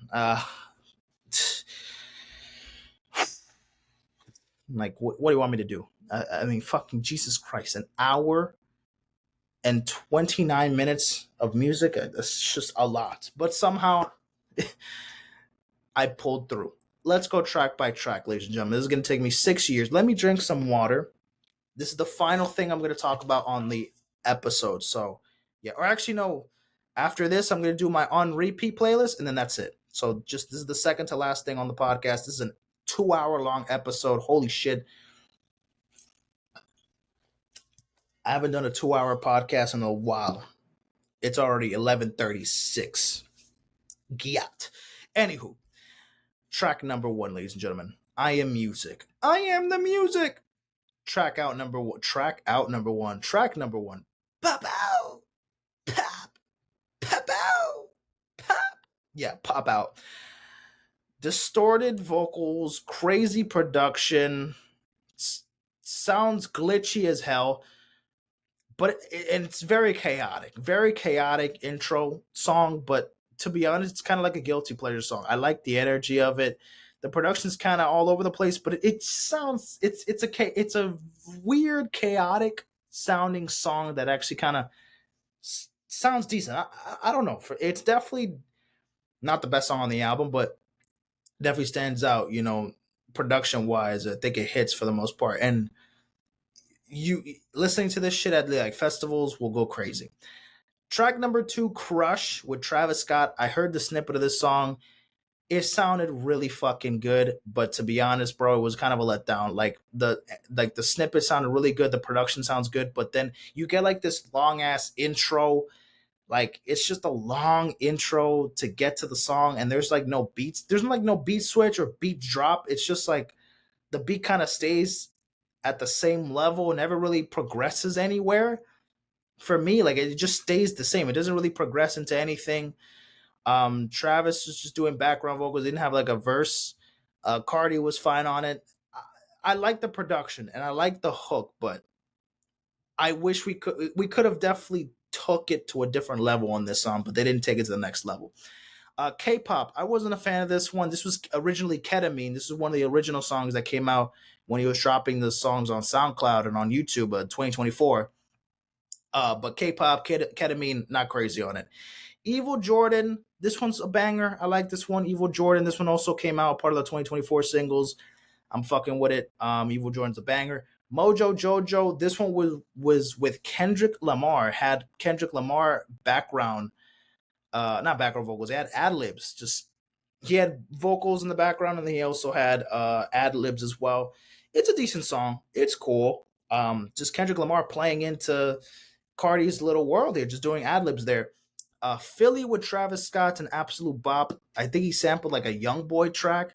It's like a very Western sounding like sample, or like very Southern, like it sounds like a fucking the gunfight between like cowboys and shit. But the sample flip is nice. Travis Scott's verse is pretty dope as well. Carti, I like it as well. It's a banger. I'm fucking with it. Radar with track number 7.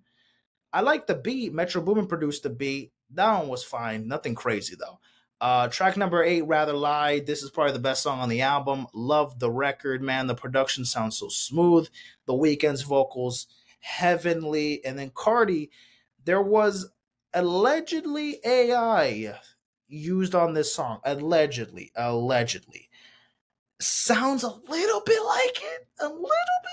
So it kind of trips me up a little bit every time I hear it, but it sounds good. It sounds great. One of my favorite songs off the album. Phenomenal. All right, then track number 9 was Fine Shit. Fine Shit, my bitch so bad she can't even go outside. I get it, relatable. It's cool. It's a fine song. Backdoor, Kendrick Lamar and Jhené Aiko. I like the beat. And Jhené Aiko and Kendrick Lamar, like, it's cool. It's a cool song. It's nothing crazy, though. Toxic with Skepta. I didn't like the hook at all in this song, bro. This shit sucks. But the Skepta verse, for sure, carried it. Munyon also was decent. The production is really good. Crank, I like the production, and Carti on the hook as well did something. Charge them hoes a fee. What the fuck is this, man? Charge them hoes a fee. Future gave me the shittiest verse he could possibly give me. He redeems himself, but not on this one. He this fucking what the hell was that? Travis Scott gave me an okay verse. Track number 15, Good Credit with Kendrick fucking Lamar. Love the beat a lot. Carti going in as well, but Kendrick Lamar on the verse spazzed. Did his thing. Did his thing. Kendrick Lamar did his thing. He absolutely devoured.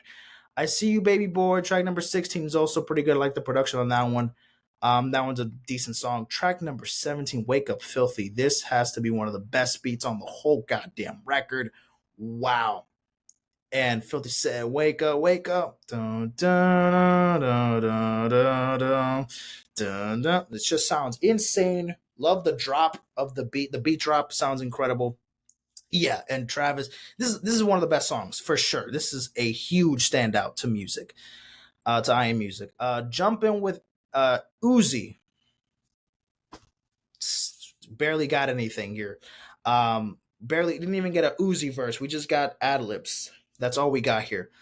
Yeah, just not much here. And then track number 19, Trim. Future carried this shit. Not gonna lie, Carti didn't really do much here. It's fine.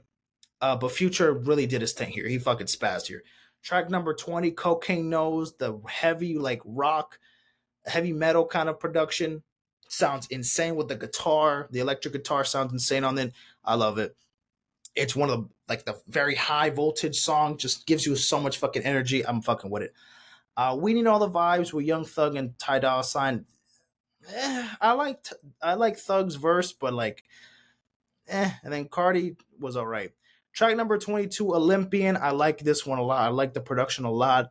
I think this is super underrated. Like on the record, I don't know why a lot of people don't like this song. Like just some people that don't fucking like this song. I'm fucking with it. Yeah, this was just a fucking meme of a song. This is easily the worst song on the fucking record. Holy shit, this was terrible. What the fuck was this, man? It was a spam of swamp it, swamp it, swamp it. Dude, it's like, come on. Swamp Izzo was jizzing all over this fucking song. And then the voices, bro. Carti, you pulled off so many fucking voices on this album, and you killed it for the most part, but this was not fucking it.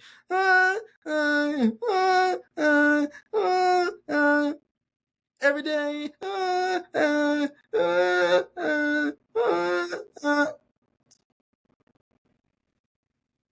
Come on, bro.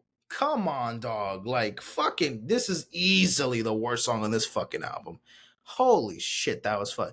Not going back to that one. Not going back to that one. Twim Trim with Uzi. Again, got a little Uzi verse, and that was it.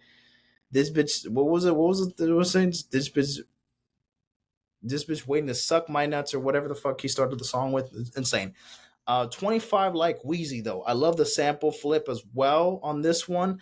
And the energy. It's just a fun song. It's just a very fun song. People are making it seem like the sample.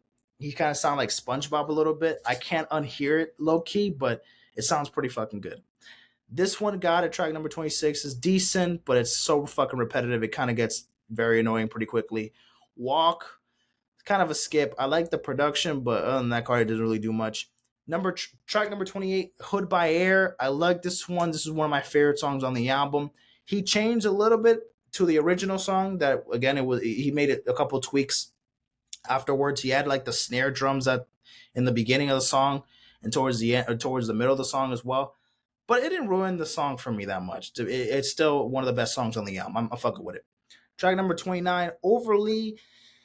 It's a decent record. It's cool. South Atlanta Baby. This was the outro of the original project, but now obviously with these 4 songs, a part of the deluxe. It's not the outro anymore. But South Atlanta Baby was, yeah, it was a decent song. It's nothing crazy though. Different Day. I wasn't crazy on Different Day. Different Day. It was fine. 2024. It was not on the original project. and it made it through the Sorry for the Wait project. And I'm so happy. I love this song, bro. This is such a fun fucking Carti song. It kind of gives me a little bit of like Wheezy vibes. It's kind of like a song like Wheezy, just a fun song to listen to. It's just full of energy. The flow switches, the voice changes, like the beat's incredible. Like it's just a fun Carti song. I think we need more of. Because we got a lot of rage shit. We got a lot of different types of Carti here, but I think just a fun, playful kind of production like Wheezy or like 2024. I just need I need more songs like that. Like it's just super enjoyable for me. I mean, again, I find a lot of good production here, like the darker sounding productions, like Cocaine Nose, like Wake Up Filthy. Those also have insane production, but just like the fun, just to bop your head, just fucking dance or whatever. 2024 has it. Backrooms is a chill song. I fucking with it with Travis Scott. This one came out early last year. It was one of the first songs that came. It was, I think it dropped New Year's Day. It came out New Year's Day 2024. I remember reacting to the video. And then Fuck On My DJ, this was another song that he previewed and they released it there. This is also a banger. I'm fucking with Fuck On My DJ. Whatever the fuck that means.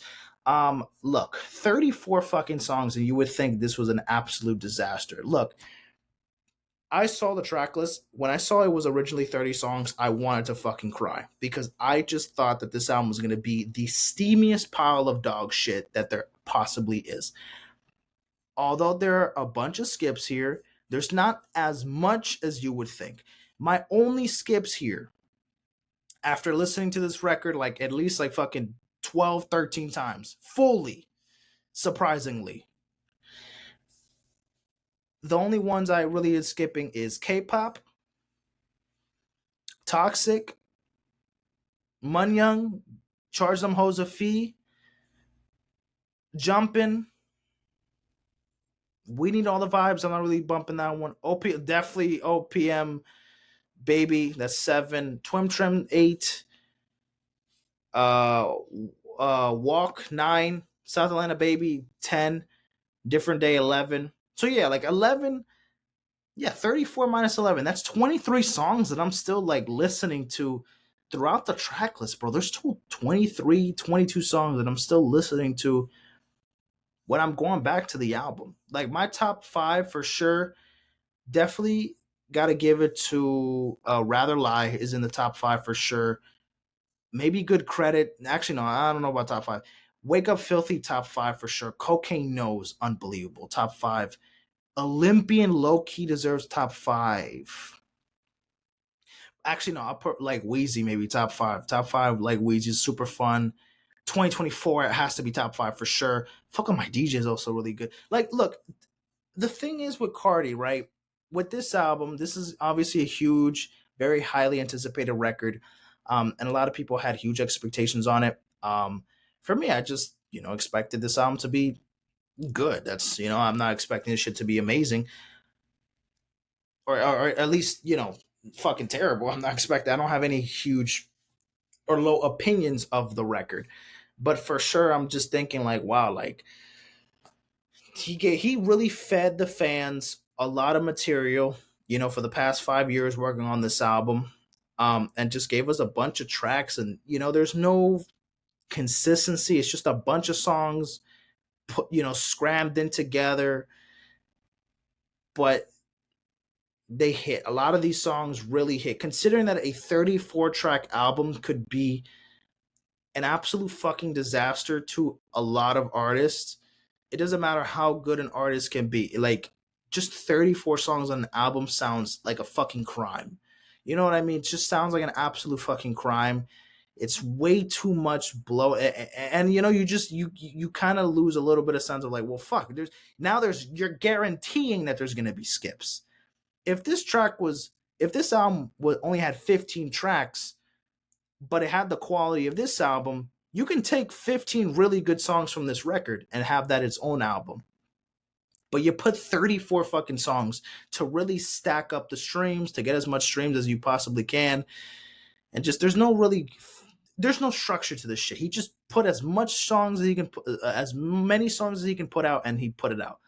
However, And also the fucking album cover. Come on, bro. This is the fucking album cover. I Am Music, really. Like, couldn't we get something more than that, dog? Album cover sucked.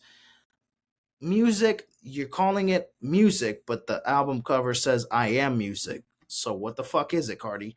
Um, Look, it's a little bit messy the way it's definitely messy.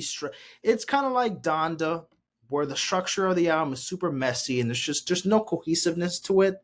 Doesn't look organized. It just looks like a fucking organized mess. But there's a lot of good material on it. Yes, there's a bunch of skips, but we knew there was going to be a bunch of skips. There's 34 fucking songs. It's way too much. It's impossible to have 34 straight songs that just hit. Like it's impossible.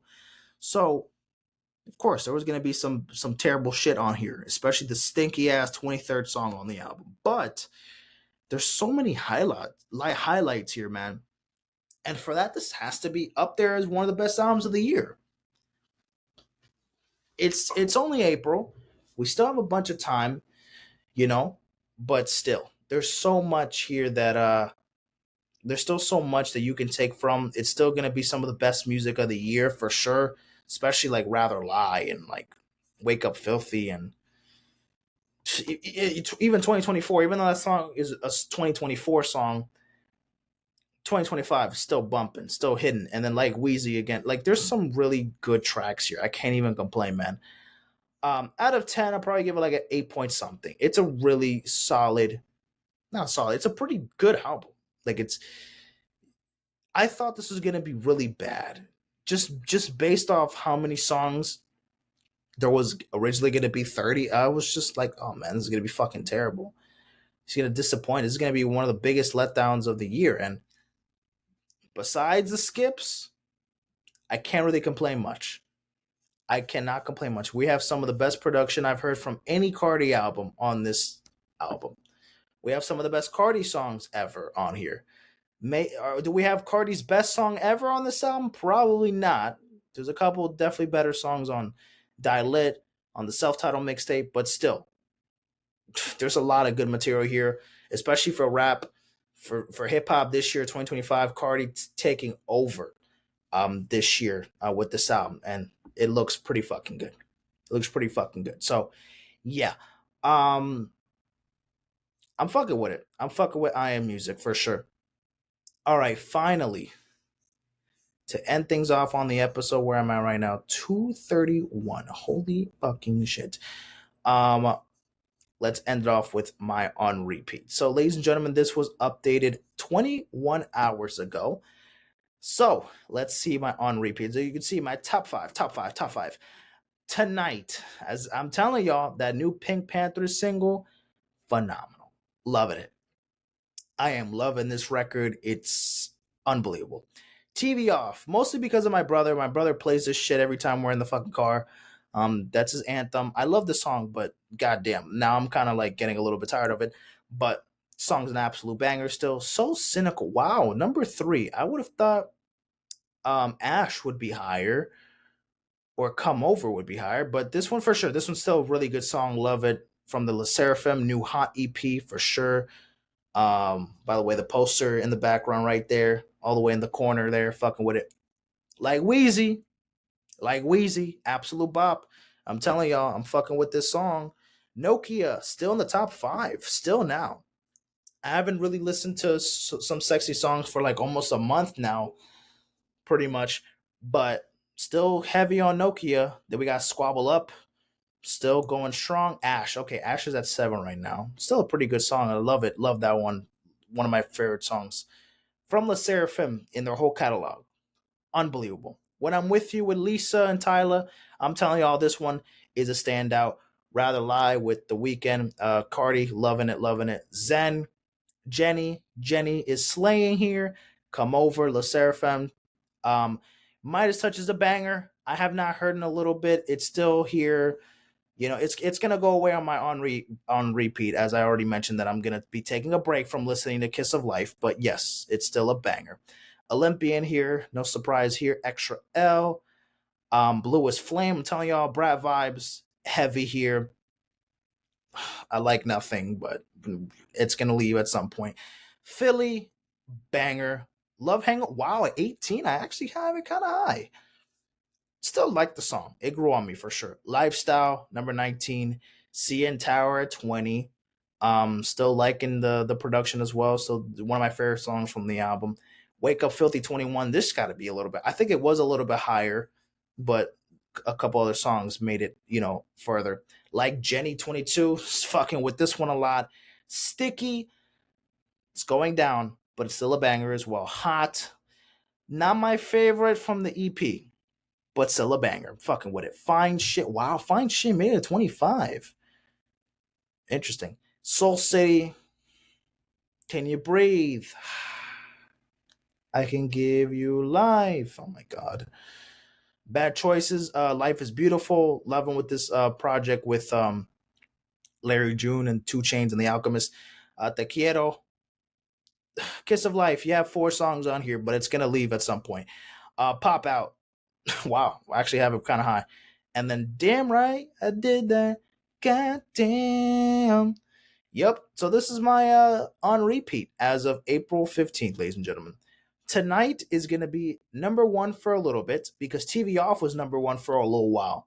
TV Off was number 1 for like almost a fucking month straight until tonight. Until tonight pulled up and was like, okay, Kendrick, I got something for you. You want sex with me? Huh? Come talk to me. Huh? That's the song. That's not me saying that. That's the song of the lyrics. Anywho, ladies and gentlemen, let me shut the hell up.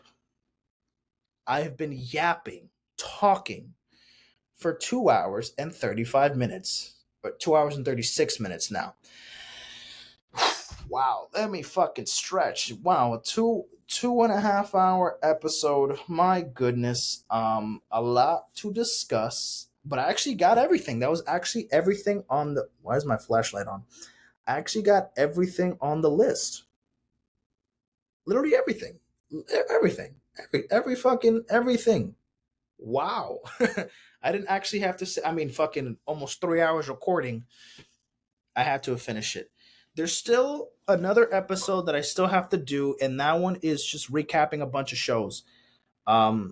So yeah, these are a bunch of shows that I've watched. That I kind of want to talk about. Some of these I finished months ago. But this is pretty much of the year of 2024, of 2025, excuse me, 2025 shows that I finished, watched this year. So I'll finally talk about them on the next episode. Um, I could probably do that and then NBA playoff predictions.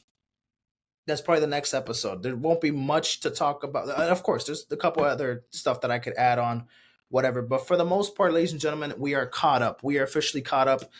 A couple shows that I'll recap for the next episode, but we are officially caught up in news, sports, music, real world, a little bit of personal, story there. Grad bash, the whole little thing there. But yeah, ladies and gentlemen, thank you guys for watching. April, we're already in mid-April. NBA playoffs kicking off Saturday. The play-in tournament underway. Warriors and the Memphis Grizzlies right now. It's in the third quarter. Steph Curry shoots in and out. He misses. But I'll see you guys in the next episode. More content will be coming soon, ladies and gentlemen. Coachella streams. I'll be doing Coachella streams this weekend. I'll be doing Travis Scott. I'll be doing Jennie, maybe Lisa as well, probably. Maybe Lady Gaga. There's some artists definitely I do want to see the full performance from Coachella for weekend 2. There's more reaction videos, more videos that I want to react to. I want to do more react to a couple albums. This week, I don't think anyone's dropping this week for albums. So I do have to I have to do the Ken Carson album. I got to do my More Chaos album reaction. There's Espa. I want to do another Espa album reaction for the weekend as well. There's another artist, a new album that I want to like introduce. Just content, okay? Content galore, music, sports, reaction videos. I kind of want to start gaming content, but I don't know where to really start. I'm gonna figure out what I could do with it. There's some games I'm kind of want to play, and I want to make content out of it. There's some that I don't like. I want to do like college football. I fucking suck at the game. I fucking suck at that game. I really do not want to showcase my terrible fucking talents. Like if I'm just playing college football and I just make videos of me doing that, it's just gonna be me fucking raging and bitching and complaining and me throwing 7 interceptions in the game. Like I don't want to do that shit. So maybe we can do like Star Wars. Like there's like a Lego Star Wars game. There's like Mario Kart. There's games here. I have some options of some games that I could do. Oh, I also haven't played that new Star Wars game. There's like a Star Wars Jedi Survivor game. I haven't started that. There's some options there. Maybe I could do some gaming content as well. But usually I just play on the weekends. I don't play video games on the weekdays. So it's definitely like a Friday night, Saturday night thing or Sunday. I don't play video games on the weekdays. So we'll see what we can do with that. Um, and yeah, TikTok, Instagram, still posting shit, or TikTok. Not I'm not. I barely post on Instagram. But anywho, ladies and gentlemen, we made it to the 240 mark. Let me shut the fuck up. See you guys in a bit. Take care and peace out, my friends.